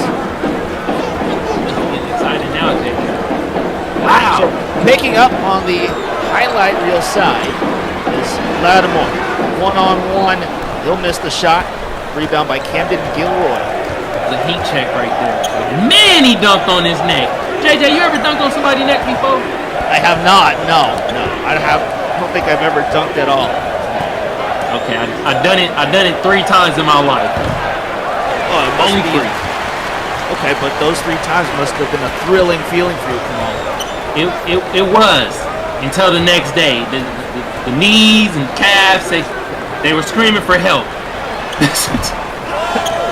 I'd imagine you got those dunks on camera, right? Nah, that was before the camera phone was out.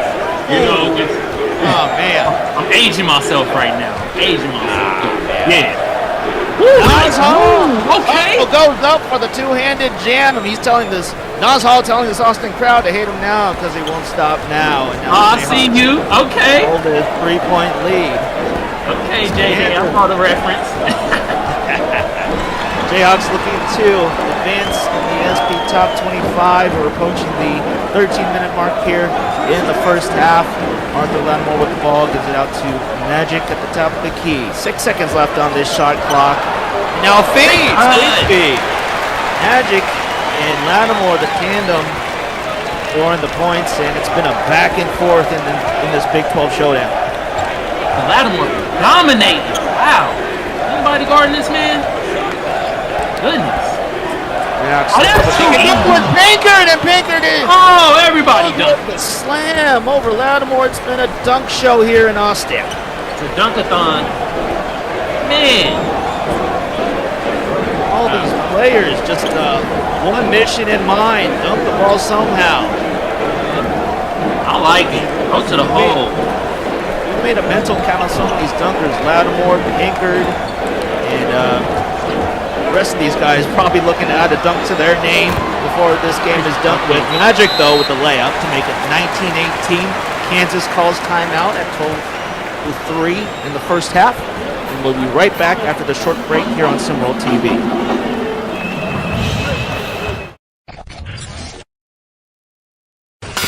See the game, be the game. صباح الخير يا استاذ طفي.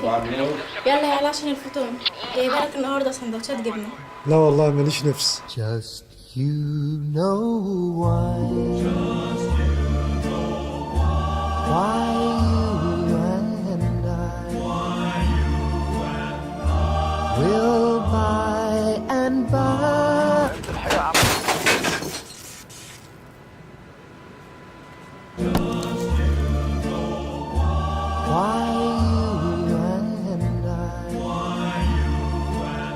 باندا ما يتقلهاش لا.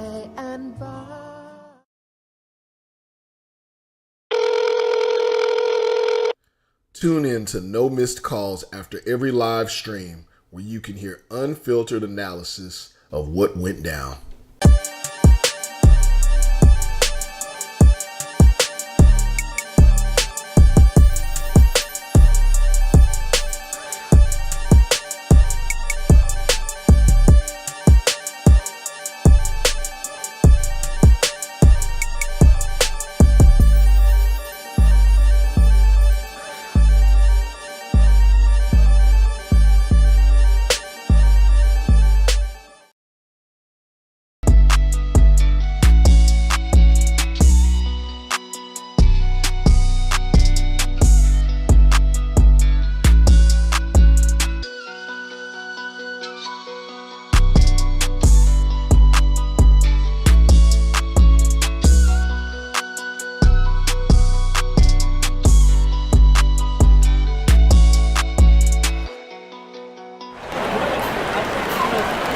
Back here at the Moody Center, scored 19-18 Jayhawks. Leading scorer for the Jayhawks is Nas Hall with 10 points.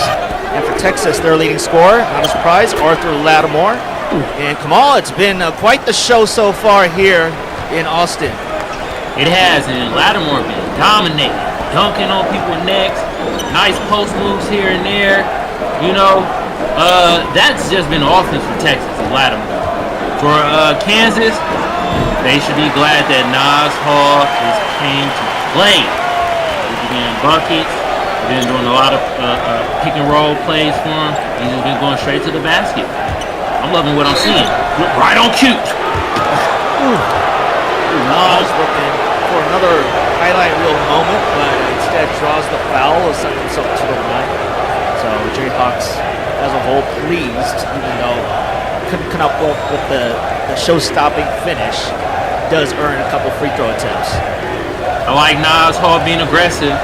Keep being aggressive. Keep going to the hole. You're the away team. When you're the away team, JJ, you gotta be ultra aggressive. If not, you about to get smacked. So Nas Hall, straight up bucket getter, has been draining 88% of his free throws. So Hall, hopefully the difference maker here for the Jayhawks as he looks to extend this lead to 3. He does. Now Texas looks to respond. They do have on the court a couple of their second team members. Actually, you know what? They might have checked back out. Oh, I do see Javante Minton on the court who checked in right when he came out of timeout. Right hand hook, no good there. Rebound there by Jackson Whitlock, a freshman from Melbourne, Australia. That was not a good offensive possession by Texas.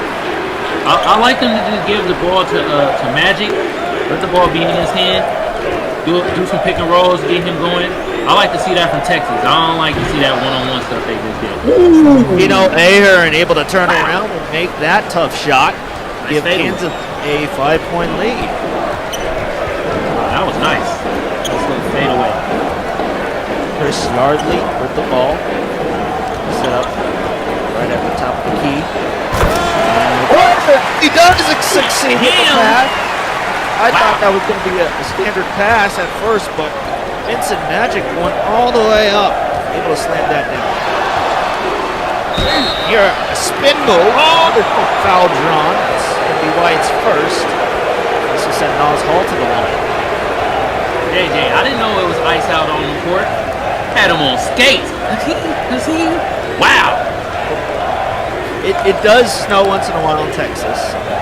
Okay. Something to know. A couple more free throws coming for Nas Hall. As we examine more of the box score, Kansas currently shooting 58% from the field. Texas shooting a flat 50% from the field as we see Travion Callaway check in. Now a 4-point lead for Kansas. But it's been, it continues to be the show here. And I mean, this matchup has been good as advertised. Game of the week here in SimWorld U. 27-22 Jayhawks as Chris Yardley and his squad look to respond. Great game so far. It's been very balanced too. It's not been like bad offense or bad defense. It's been pretty good offense, pretty good defense.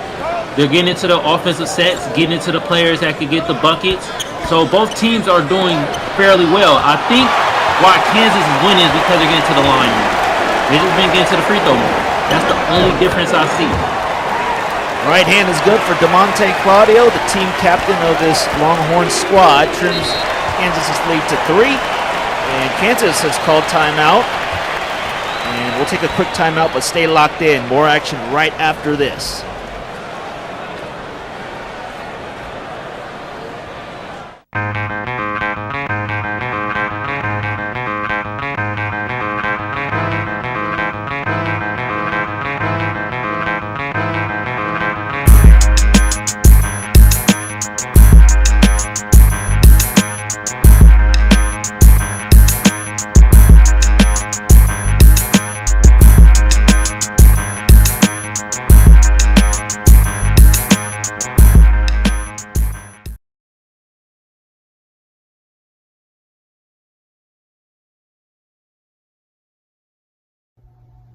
See the game, be the game.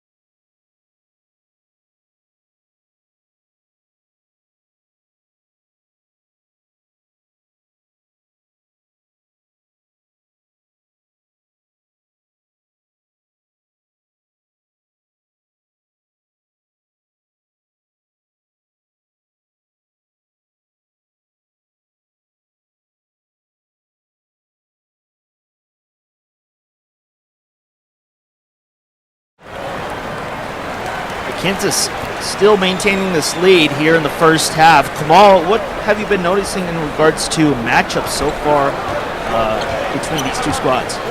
So what I've been noticing is Magic, he must be doing a disappearing act because he's getting cooked by Nas Hall. He's nowhere to be found. Nas Hall is getting any bucket, any shot that he wants, doing things like that, passing out the double team. You know. On the other end though, Lattimore, what I've been seeing from Texas is they're switching, they're doing a lot of screens to switch off of Jabari Wilson. Jabari Wilson is a great defender, so what they're doing is doing a lot of switches or backdoor cuts to get Lattimore open, either off a backdoor cut, yam off the wing, throw the lob, or they're just doing a screen to get Lattimore the ball on the post while they switch. And that's how Lattimore been dominating. That's what I've been seeing. Right on. The freshman forward, Jackson Whitlock, was able to sink a free ball to make it 30-24. We're now at the 8:28 mark here in the first half. Clock winds down. They got to get the shot up. Wow, that was a terrible shot. JJ, I do want to tell you what I've seen, what they've done now with Nas Hall. They put some length on him. They put number 14, which is is that Minton? Minton. Yeah, they put some length on Nas Hall to try to slow him down. I noticed that.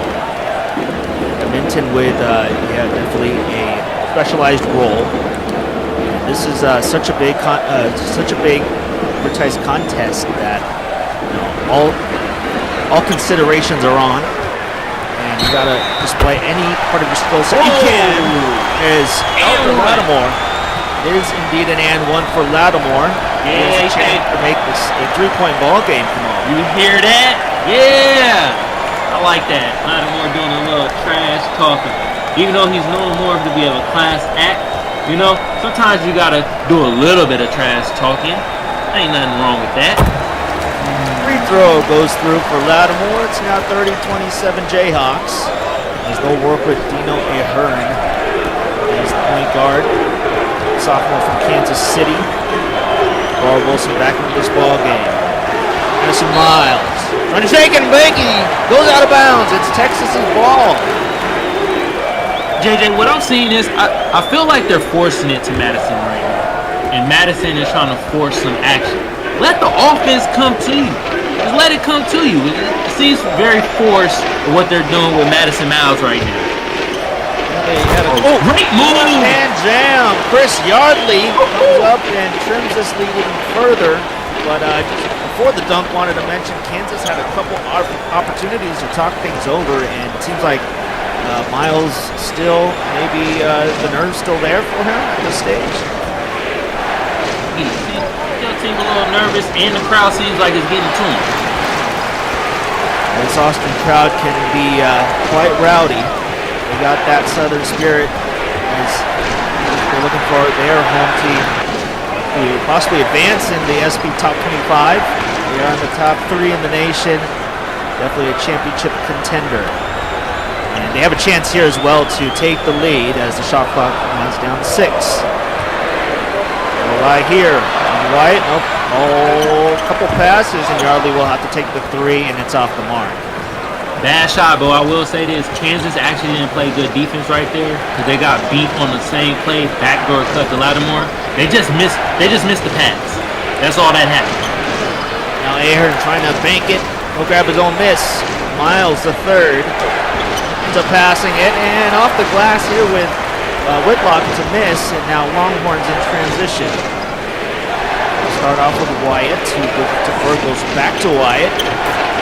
Ooh, tough and good for Phoenix. Wyatt working against Miles the third, and now Texas has the lead. Tough bucket by Wyatt. Wow. Ahern into Whitlock. Now Whitlock gets the easy lay-in. So lead trading here at the 6-minute mark in the first half as we see some subs ready to check in for the next stoppage. Phoenix Wyatt now charging up, draws the foul. It's Miles' second foul of the ball game. I like what Wyatt is doing, being very aggressive, going to the hole. Yeah, White may fly under the radar, but this 6'8" senior has a presence that's hard to miss. He's known for his sarcastic sense of humor, and he's the guy keeping the locker room light. But he's also got a big heart. He's regularly volunteering at local shelters. White's game may speak volumes, but it's his actions off the court that truly make an impact. That's good. I like to hear that. You know, not only doing stuff on the court, but doing stuff off the court, helping out the community. I love to hear that. He's got both jokes and love, so always valuable assets to have in a player's personality. Definitely an asset for Coach Rodney Terry. Second field goal is good. Texas now up 33-32. Here comes Kansas, looking to regain this lead. Ahern still on the floor, looking up against his defender, catches his own offensive miss, and there's another miss. So Ahern comes up empty once more. Well, they may need Nas back on this court. They might need him because they offense been poo-poo after he went on the bench. It has been terrible. I'm like watching this and like it's so much one-on-one. They ain't doing no screening. Where is actually, you know what? Where is Pinkard? Where is he at? He's been invisible. Madison, nowhere to be found. Goodness. And Texas too aggressive there, and it's Yardley who commits the out-of-bounds turnover. So a couple of out-of-bounds turnovers seen in this game, one by each team. And it looks like Nicole Mead checking into this ball game to replace Phoenix Wyatt. Yeah, and looking at the scores table, do not see any presence of Pinkard in Oz Hall. So looks like Ahern. Pinkford is actually on the court. We do see him on the court. And it's Nas Hall who is still on the bench. Yeah, Pinkford on the court. That's loosely speaking, because he ain't been doing nothing. He's been quiet. Pinkford has made it to the line. He does grab the rebound, and now Kansas attacking here. Pinkford trying to work with his big and sends it out. Off the glass, and it's good for Camden Gilroy. Good for Gilroy. Great pass by Pinkard. Pinkard and Gilroy connection here. As we near the 4-minute mark here in the first half. Battle and a miss. Jabbar Wilson comes up with the board off the miss by Nakoa Mead, who leading this ball game.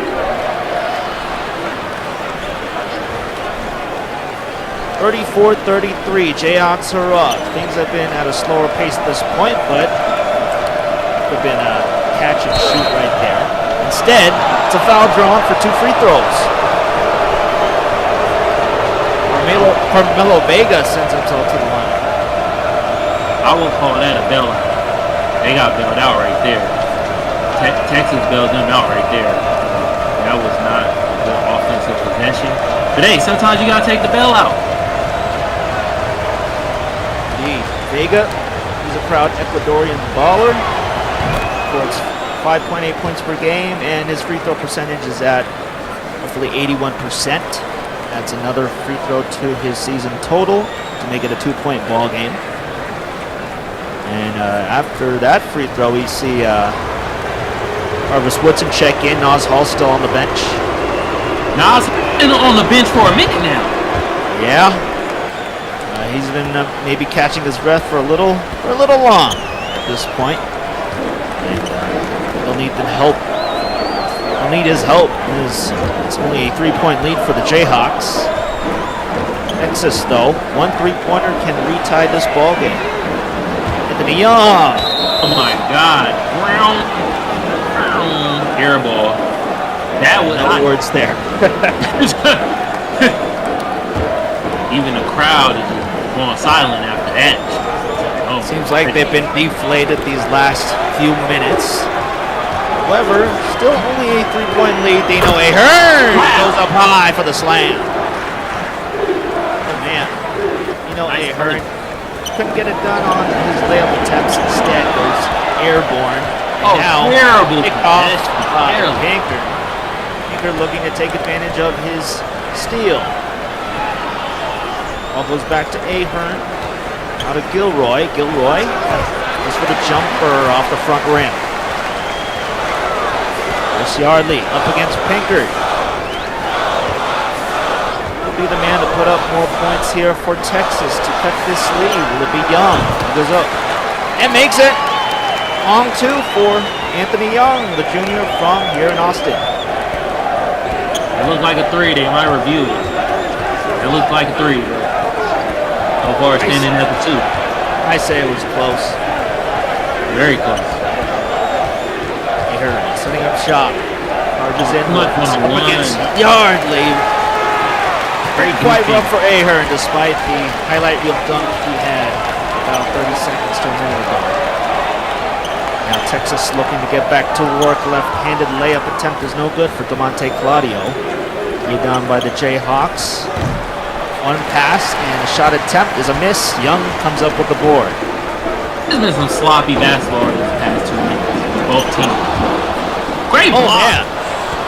Block there. Jarvis Woodson trying to get it done on both ends, but ends up passing it out to Ahern. Now back. That's actually Gilroy.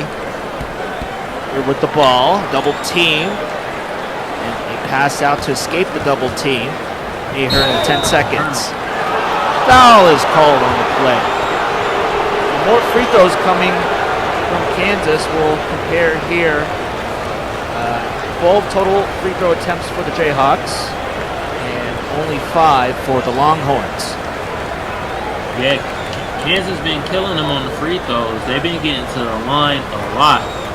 I think the only person from the Longhorns that's been going to the free throw was Lattimore, if I'm correct. I think the only ones that shot some free throws. Phoenix White has also shot free throws for the Longhorns as well. But yes, only 2 players total for Texas have been to the charity stripe. It's now 39-35 Kansas. And we still don't see Nas Hall back on this floor. Ahern. I don't see Lattimore either. So 1:23 remains here in this first half. We may not see Hall or Lattimore the rest of this final minute of the half. So they'll have to make do with Vincent Magic, Anthony Young, ugly shot form, and an ugly attempt. Two-handed chest pass shot. Goodness. I want to visit one of them TikTok coaches that go all out on the shot forms and shot coaching. But like the lethal shooter? Lethal shooter, there you go. Name escaped the top of my head, but yeah, Anthony Young may want to pay a visit to him. 41 seconds remain in this first half. Texas down 4. Could have been a catch-shoot 3, but instead, Minton holding on the ball, goes up for the pull-up jumper, and it's a miss. Terrible shot, especially when he was open on the one shot. That is a terrible offensive possession right there. Roughly a 1 second differential between shot clock and game clock. In the paint, a battle here, and excellent defense by Minton, preventing Woodson from scoring. And Vincent Magic now working with the final few seconds of the half. It will be Vincent Magic's shot. It is. And the 2 unable to go through. And at the half, the score in this Big 12 matchup, Kansas 39, Texas 35. Kamal, your thoughts on this first half so far? Thoughts is it is the Nas Hall and Arthur Lattimore show. Them seem to be the 2 players out there that came to play today. Everybody else is non-existent. I will say this though, Phoenix Wyatt, he has been kind of like a spark off the bench for Texas, going up aggressive and things in that nature. But other than that, it's just been the Nas Hall and Arthur Lattimore show. Let's see if Vincent Magic is going to wake up on Texas. And from Kansas, let's see if Madison Miles, is he going to appear? Is he going to wake up in the second half? We shall see. Yeah, and wanted to note another Jayhawks player who has yet to go off so far, Charles Pinkard. So scores Jayhawks 39, Longhorns 35. More Nas Hall and Arthur Lattimore up next.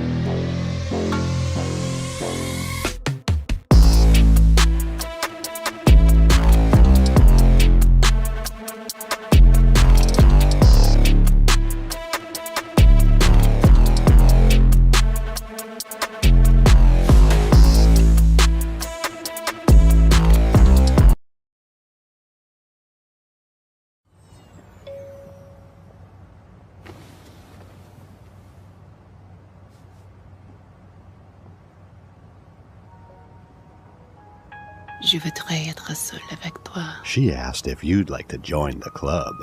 Je voudrais des nuits. You said, I like nuts.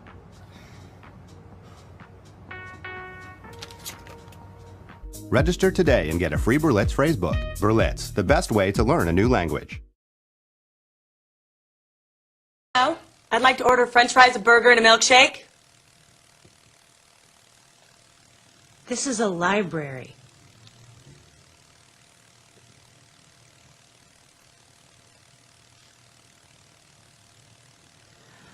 I'd like to order french fries, a burger, and a milkshake.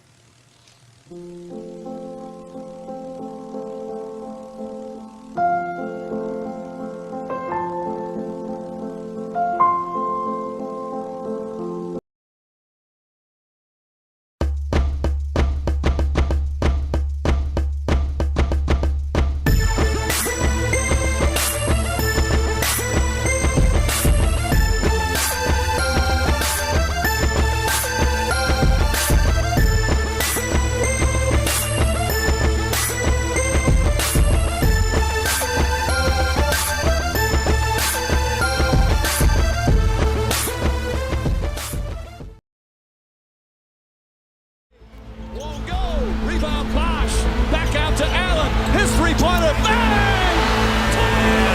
Now that's a steal by Murr. Underneath the DJ. What's this going to be? Wow! Lead pass. Stop it! Stop it! Do not do him like that! Now Rosenroll ran to the three-pointer out front. Hit him!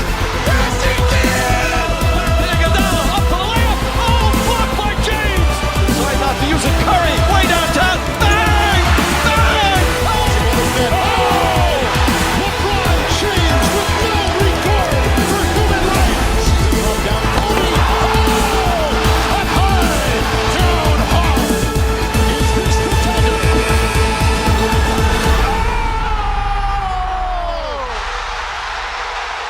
Game! Series! Toronto is won!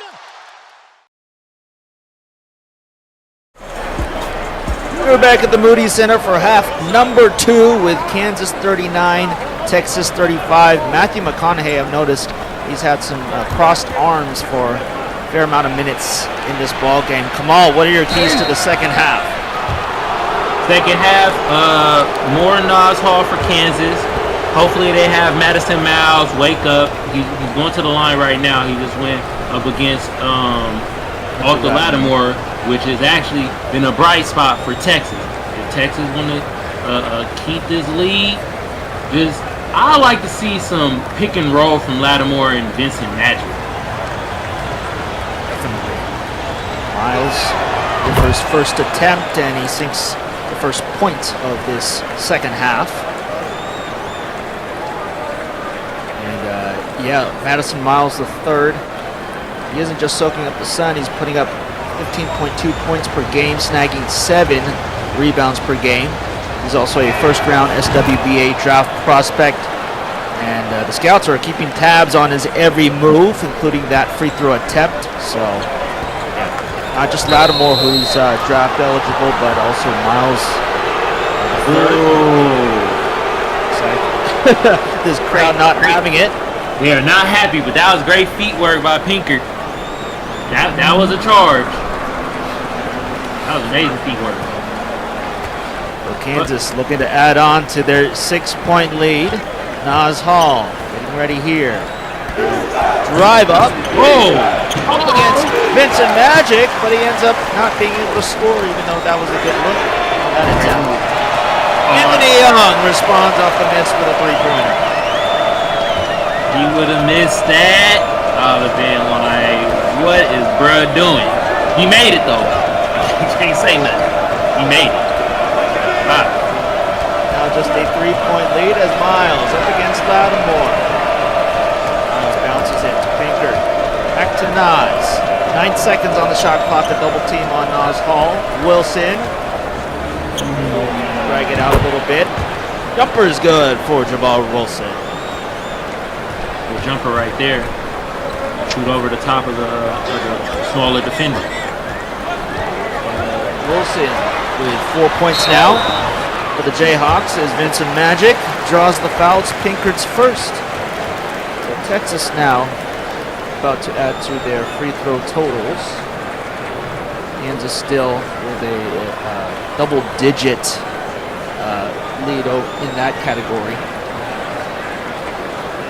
And Vincent Magic, see if he can contribute even further despite the low amount of points he's put up. He's currently at 5. And they call him Magic for a reason. The freshman point guard, he was a McDonald's All-American and a Stars of Tomorrow All-Star. He's been dazzling crowds with his vision. But off the court, he's just as competitive in the virtual world. He's a big-time gamer. He's known to challenge his teammates in everything from basketball sims to battle royales. Battle royales. Okay. He's got the competitive spirit for sure. His team is still down. Nas Hall. That competitive spirit to stop that guy. Wow. Number 3 hits the three-pointer to make it a 6-point lead now for his Jayhawks. And Nas Hall looks like he's now at 19 on the night. Great move. Arthur Lattimore, though, we talked about this potential showdown right before the halftime break, and those 2 buckets, one scored by Hall, one scored by Lattimore. That was a smooth move by Lattimore. He hit him with the spin and bucket under with the other hand. Miles able to draw that foul, and it's Lattimore's 3rd of the night. And I'll say this. Miles hasn't really had a good game as of right now, but I like what he's doing in the second half. He's going aggressive against Lattimore, and it's like, if this guy wants to get buckets on the other end, well, we're going to make him play defense on the other end and put pressure on him, and he's getting them in foul trouble, which means they might have to bench him in a little bit. Miles able to hit that first free throw. Do my best here to pronounce his hometown. He's the sophomore from Hunau, Hawaii. Hunau. Okay. Yeah. And he's able to hit that second free throw. Pride of Hawaii here in this Big 12 matchup. Now, this Longhorn squad with their Sweet Cream unis looking for an answer. Take the ball out here to Claudio, who's matched up against Jabbar Wilson, and Wilson comes up with the rebound. That was great defense by Jabbar Wilson. Stood his ground, went up straight up. Very solid defense right there. The short pass to Wilson out to Nas Hall, and Miles seen him with the ball for the majority of the start of the half. That's a bad miss there off the front rim. Magic with the rebound. And Claudio, man, Miles now at his 3rd foul. Monte Claudio, excellent work there to charge up and earn that bonus free throw attempt. Claudio with a strong move right there. I like that. Take it right into the defender chest. Claudio averaging 10.8 points per game and 5.8 rebounds per game. And the senior center able to knock in this free throw. It's now Kansas 48, Texas 45. Battle of 2 top 10 teams. We'll see if Nas Hall can put up a He does. In and out, he with the dunk. It looked like Vincent Magic is just stuck in mud right now. Goodness. Looks like Vincent Magic called that timeout as well. His team is down 5. And, we want to announce live EM giveaway. And we'll be adding a 0 at the number of viewers in this stream. So be present in the chat to win live EM giveaway. And we have our winner, in fact, winner of 2,180 EMs. The winner is Biff Markham. Congratulations, Biff. Shout out to Biff. Of 2,180 EMs. And be sure to tune into all our streams for more chances to earn these EMs, which are extremely valuable in SimWorld. See you, Biff Markham. Shout out to you, bro. All right, you talked about Vincent Magic, Kamal, prior to this timeout. Just looking at his stats, at 5 points and on the lower end in points production for Texas. Well, he actually has 6 points, but still on the lower end of production, on the points production. I'll say this, his plus minus must be terrible right now. And Vincent Magic, he called that timeout. He was like, talked to his coach. He went to Rodney Terry. He's like, I can't find my ankles. Where are my ankles? I need help. It's like I'm guarding 3 people out there. Lattimore ready to inbound. Vincent Magic still on the floor here. If I was Texas, what I'd do is give Vincent Magic the ball, set a screen for never mind. Yeah. Stripped away by Pinkard. And Pinkard looking to charge up the paint. And he's able to draw the foul. Well, PJ did what I was going to say was give Vincent Magic the ball, set a screen for him, let him get a bucket to build up his confidence. But you saw how that went. Wow. Yep. Perhaps Magic is just mentally off his game tonight. I mean, I know it's a Wednesday night, middle of the week type thing, but I mean, you always have to have that championship mentality, especially at this stage of the season. Yeah, and this is a very important game for the Big 12. And to come out like this? I don't know, but I mean, it's still early in the game. They could go on a little 8-0 run. You never know. Yeah, that run needs to come sooner rather than later. It's now a 7-point deficit for the Longhorns. Longhorns looking to get Lattimore involved with the scoring. He does have the ball, but gives it out to Vincent Magic on the right wing. Anthony Young, the jab step passes it to Lattimore. Lattimore once again guarded by Miles, works off a Claudio screen, and Lattimore, unable to hit the layup. Now Miles Hall, he's got the layup. I thought he would dunk that one, but comes up with the clean finish to make it 54-45 Kansas. That was too easy. Now Vincent Magic places plus minus in the positive range, but he'll have to do a lot of work here against these men in blue. He's very confident, wants to take the shot, ends up with the score. Good tough bucket right there. Little right hand layup. Kansas has called timeout at the 15:33 mark. We'll step aside for a quick break. We'll stay tuned, more action coming up next.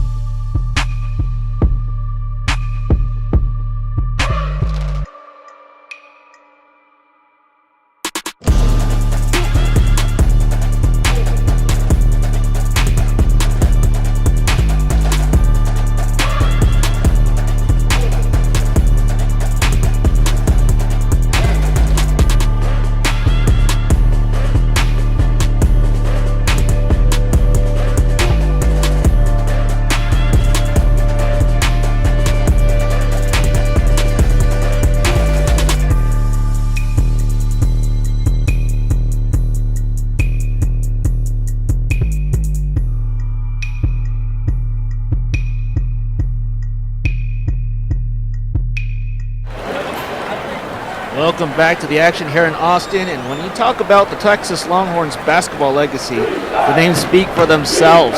Kevin Durant, two-time NBA champion, former MVP, made his mark right here, and then there are names like Avery Bradley, DJ Augustine, Mo Bamba, and of course TJ Ford, some serious star power from burnt Orange County.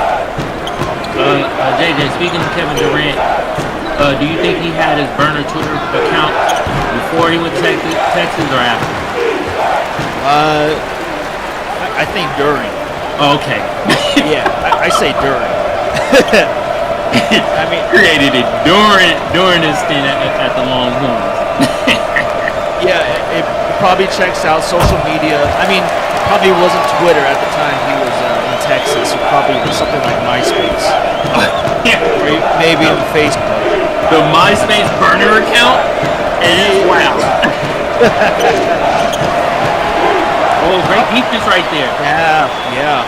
Stolen by Anthony Young. Will pull up. Oh, cannot take advantage of the steal. And it's still a 5-point lead here for Kansas. So you see Whitlock. The score here goes with the right hand, ends up with 2 points. Great bucket right there. What I want to see Texas do is what they did off the previous possession, where they went and double team Nas Hall right when he crosses the half-court line. They had some success right there. I think they should keep doing it. That one now. Goes up for the jump shot. Goes off. And the rebound is by Carmelo Vega. Vega going to start here. This offensive possession. Possibly a sweet pass. Goes to Wilson. Wilson up for the shot. No good. Rebounded by Phoenix Wyatt. Send it out. Oh, there we go. Off the glass. From point blank range. Lionel Burgos, the sophomore from Crystal City, Texas there. Trimmed the lead to 5. Great transition bucket right there. Magic and Latimer up on Nas Hall, but ends up being a pass out to Pinkard. Pinkard can add to his point total. He has 3 on the night. Bar Wilson. Misses that right-handed shot. Now Vincent Magic on the attack. Great pass. Oh. Cannot contend with Bar Wilson and on the Jayhawks. Coming up, Nas Hall. Oof, cannot get it done on the fast break. A little bit of a cold stretch for both teams coming out of the timeout. Now Vincent Magic back to work. Sit through. 56-53 now. That was nice. With the little fake handoff. Yeah. Might have been the spark that Vincent Magic needed to kickstart his night. 56-53 is the score. Kansas still up. Oh, wow. Vincent Magic was just a real nice dunk. Yeah, he dunked with authority. He tired of us talking about Nas Hall. He like, I'm here too. Okay? But I will say this. Bill Sheriff, he's been calling great timeouts. As soon as Texas seem like they're gonna make a run, he's like, no timeout. We gather my guys, settle them down. So I like to point that out. You know, we don't usually point out coaches calling timeouts and stuff like that, but that's a real skill set to have. You call timeouts when you need to call a timeout. You can't take them home with you. Call the timeout. 100%, yes. Yeah, Bill Self also helping us out here with the breathers on our end. I know Matthew McConaughey was looking for another breather, so helping out those off the court as well. But I do also want to point out Vincent Magic's production. May not see him be the points leader in this ball game, but he does lead the game in the assist category with 5 on the night. So he leads both teams in assists. Okay. Well, at least he's doing something on the court. If you can't lock your person up, you better be either getting some points, doing some assists. You got to do something out there. Yeah, Coach Rodney Terry looking for some more tricks up Vincent Magic's sleeve. As we are now at the 12:35 mark here in the second half, a high lob pass out to Woodson with 13 seconds on the shot clock. He has an open lane, but doesn't drive through. Does show the ball. Nas Hall gets the job done. Wow. Could have been disastrous for the Jayhawks. They had an opportunity. They didn't. I guess Woods didn't take it, but I guess he wanted Nas to score instead. Okay. Texas able to respond. Now a 3-point differential. As it looks like Vega out on the floor here. as well as Jackson Whitlock, Dino Ahern. Great time! There he does it. Wow, that was a diamond right there. Kansas now at 60 points in this contest. Magic send it great out. Pass. Oh, Short range misses. Indeed, you have to make that near of a shot. Now Nas Hall looking to take advantage. Looking to silence his penalty consider. And now Nas Hall will send himself to the line after a made bucket. And one. And you hear the boos ringing in. Oh man. You hear them ringing in. Austin Man. having it. Home team is down 7. Near the halfway point of the second half. Nas Hall. Look at 25 points. JJ. Nas Hall is usually a trash talker. He ain't saying a word. He just looking at the players in the long horn. He's looking at them like, yep. No emotion, Nas. Yeah. It's been his show. And now Texas. Vincent Magic up against Ahern. Ahern misses. Whitlock with the rebound. Just enough defense there from Dino Ahern to allow the miss there coming from Vincent Magic. Now Whitlock up against Magic. Ends up with the score. Okay. I mean, Whitlock knew that Vincent was right in front of him. Clear height, mismatched. With the one-legged turnaround fadeaway. Hey, if you got it in your repertoire, I say use it. So Lattimore, his foul count is at 4. Great reason why Lattimore is on the bench at this moment. So things get even worse for the Longhorns as they are rejected, and Jayhawks operating on offense with Carmelo Vega. He had one. Bucket! Hey, JJ, you know what we call that? What do you call that, Kamal? We call that a lump. Because he was trying to dunk it, but he didn't quite get it. Still laid it up in there. The lunk. Bam. Okay. Sometimes the lunks work in your favor. Yeah.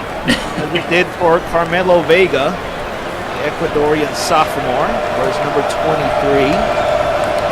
Very popular basketball number. And it looks like all that power from that jersey number has transferred to Vega at this moment as he makes it a 67-55 contest. Yeah. Right now, man, the game is getting away from Texas right now. It is getting away from Texas. Magic drove to his left, ends up with the layup, so took advantage of some suspect defense there in the paint by Kansas. Now the Jayhawks looking to respond with a field goal of their own. Dino Ahern starting off as Whitlock closes in for the screen, and Ahern step back for a bit up against a big man. And not the best decision there by Ahern to go up against the Texas center. Claudio, get that weak stuff out of here. Now Great body. Claudio Better get it on the post. There we go. That shot is good for DeMonte, the team captain of Texas. DeMonte, bucket. I like that. Now back to a single-digit lead as Ahern ends up missing for the attack. Vincent Magic comes up with the board, and now Texas trying to make this possibly a 6-point or 5-point ball game. Magic at the controls, floats it up, and it's gone. Tough bucket. Hey, Vincent Magic, since we started talking about him and like, man, you left your ankles on the bench, he came back and he's been balling lately. Ooh, Ahern. Wow. Looking hardly. Ends up with the layup. And Vincent Magic currently at 16 points on the night. As Texas has called timeout. There'll be a quick break. With more after this.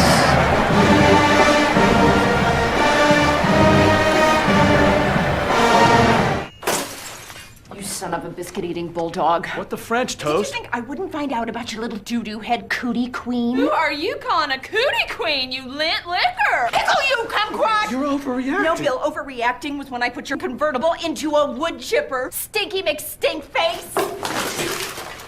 You Hoboken. Fabulous. New Orbit Raspberry Mint cleans another dirty mouth. For a good clean feeling, no matter what.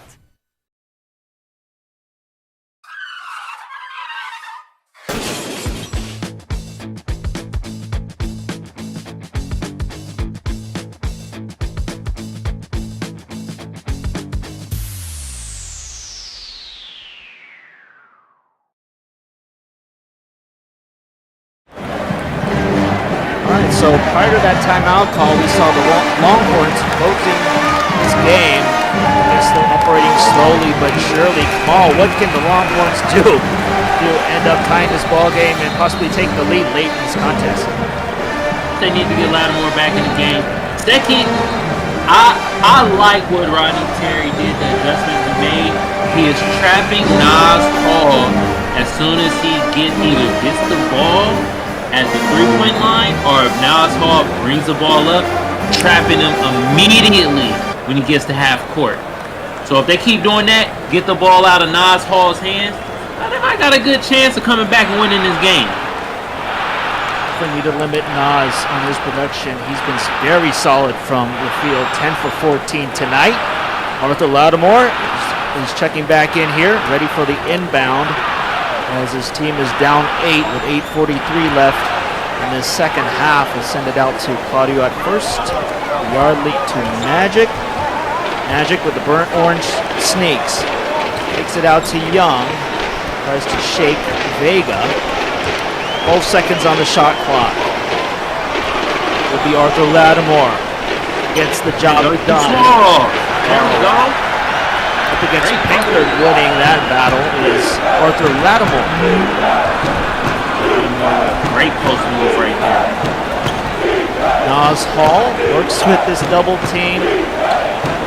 Now, Alden Woodson back to Hall. Hall, no motion. Nas, as we like to refer to him. Bounce it to Woodson. Wow, Woodson got the twist there. He still makes it. Oh man, that looked like a circus shot. Number 9 team in the nation, Kansas, is up 8. See how they do here on defense. Looks like methodical pace here for the Longhorns as Vega commits a foul. It'll be his first of the night. I don't know. That looked like a clean block. That looked like a clean block. Be worth seeing a replay of that potential missed foul call, but this will send Vincent Magic to the line, and only 2 free throw attempts for Magic so far. Freshman guard from Port Arthur, Texas, sinks that free throw, as we see Lionel Burgos check back in for Texas. Still manageable for the Longhorns at this point, Kamal, with plenty of time. You would say 7:34, still plenty of time? Yeah, there's plenty of time left, and like I said, keep trapping Nas Hall, double teaming him as soon as he gets the ball. I've noticed Kansas doesn't have an answer for that. So if they keep doing that and just run their offense, none of that one-on-one stuff, they'd be all right. Hall unable to hit that field goal, and now Magic back to work along with Lattimore. 6-point lead for Kansas. Vincent Magic up against Miles III. A couple of short passes. 13 seconds on the shot clock. And Vincent Magic, it's been mostly him on this possession. All ends up in Burgos' hands and sends it back to Vincent Magic. Burgos. Catch and shoot is good for 3. Money! Lionel Burgos now with 5 points on the night. That was a great time by Magic.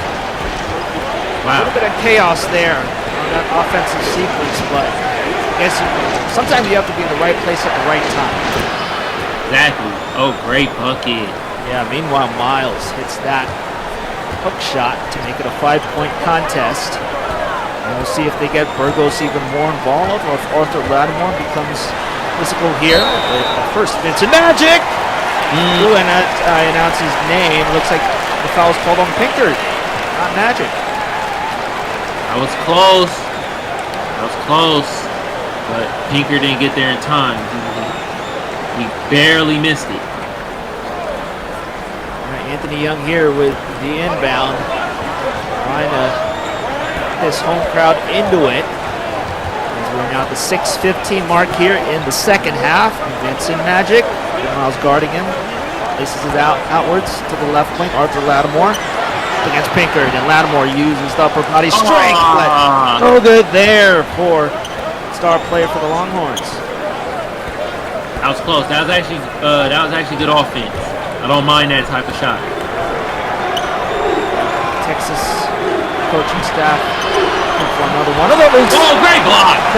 Lattimore gets on defense. However, second chance points given up. Man. But once again, right place, right time. This time for Kansas. They now hold a 7-point lead. They're at the 5:30 mark in the second half. Vincent Magic. Rejected by Jarvis Woodson. Rejected.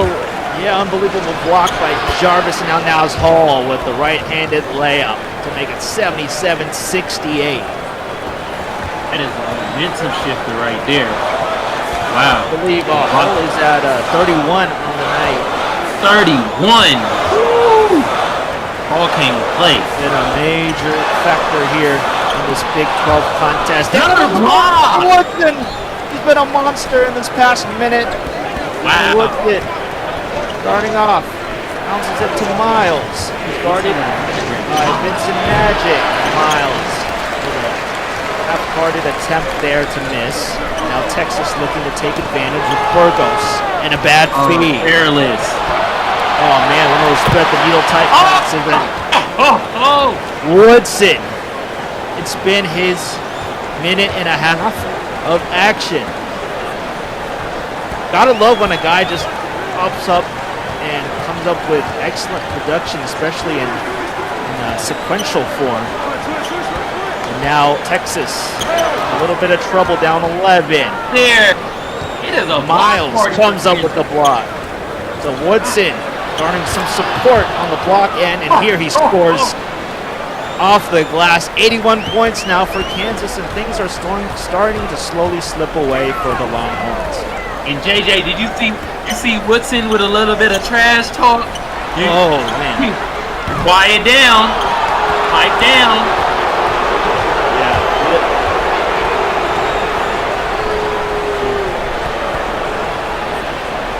Indeed, Nas Hall working up against Vincent Magic, and now Woodson. See if can keep himself guarded the rest of the way. Still plenty of time, but Mocktails up with the layup. 15-point lead. And yeah, looks like no timeout has been called by the Longhorns. Rodney Terry having his guys play through, but the lead is growing. Arthur Lattimore here. Oh man, a miss by him, but Claudio with the recovery.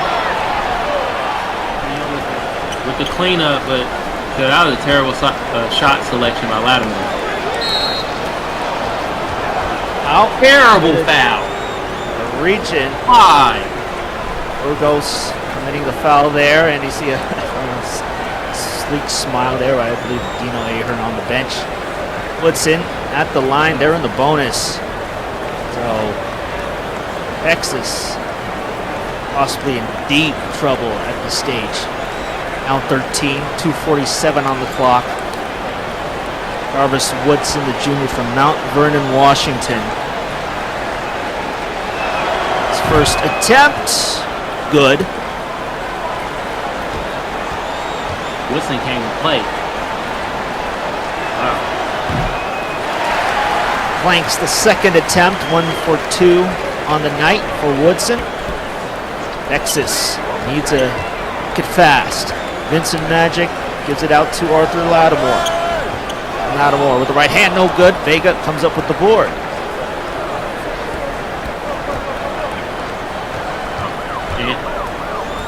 I mean, the game is not over, but it's looking grim. And I think Rodney Terry made a mistake. Nice steal right there by Magic. High shot arc on the layup, no good. The magic is gone. Anyway, Magic may be gone. I think Rodney Terry made a mistake in not call a timeout earlier, settle his guys in. He hasn't really been good at doing that. Miles able to come up with the offensive rebound, and he scores off the miss. 86-70 now. I wouldn't say that's the dagger, but they most definitely pulled it out their pocket right now. They showing the dagger to Texas right now. Tall Smiles on the bench as they see a block from Woodson. Is that Woodson again? It is Woodson again. His block production has been stellar this ball game. Wow. Yeah. Jarvis Woodson, guy, I'd say he's the player of this second half. Jarvis Woodson. And Lattimore fouled out. Oh boy. Goodness. Matthew McConaughey is leaving the building. This Austin crowd just stunned after hearing the announcement that Arthur Lattimore has fouled out. Sends Nas Hall to the line. Wow. Makes the first free throw. Yep. Well, it's that point in the game where it's basically a wrap. And all you can hope for if you're UT fan base is you bounce back and see win out the rest of the way. Yeah, and this was not a good performance. But not only the team, I gotta put some onus on the coach. At some point, you gotta take matters into your own hand, and like you see your team is struggling, call a timeout. Rally your guys back. You just let them play and get smacked around for a cool 5 minutes. It's like the game wasn't out of reach at that point either. So, and oh my God, the nail in the coffin, right there. That's the dagger. For Nas Hall. Man. 30 dagger.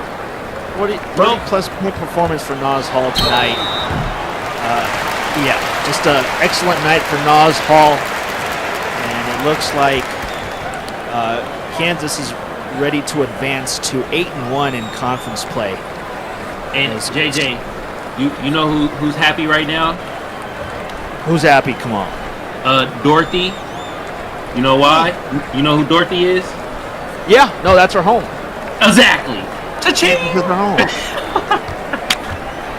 Yeah, she's definitely a movie star that is enjoying tonight. Matthew McConaughey, he's already left the building. Possibly when he comes back to the Moody Center, Texas can win back his love and affection. But tonight, though, it's just ugly loss as I now see the point differential. Free throw made here to make it 16 points. Longhorns down to 48.1 seconds in this second half. You see a bunch of the backups in for both squads. Dino Ahern starting with the ball. This was low out. Oh my goodness. You know what? I will say this about Texas, what they need to clean up on. They fouled a lot in this game. They were hacking. And, we'll go through the numbers here for the free throw attempts. Kansas with 24 total free throw attempts. This will be 25. And it's good for Callaway. And compare him to Texas's 10 free throw attempts total. So, yeah, Kansas has benefited greatly from taking themselves to the line. And it's been a theme as there's a miss by Callaway. Has been a theme. Kansas going to the line. Drive no good. And shot clock has been turned off. Kansas about to improve to 19-7 overall. And Texas about to fall to 20-5. 25 still a great overall record. So overall wise, no need to panic. However, Kansas made a statement. It's a final. They win this one 91-74. And on behalf of myself, JJP, and Kamal, we thank you for watching. Don't forget, SimWorld Sports is the only place where you can see the game, be the game. Good night, everyone. Good night, y'all. I'm getting some Whataburger. This has been a presentation of SimWorld.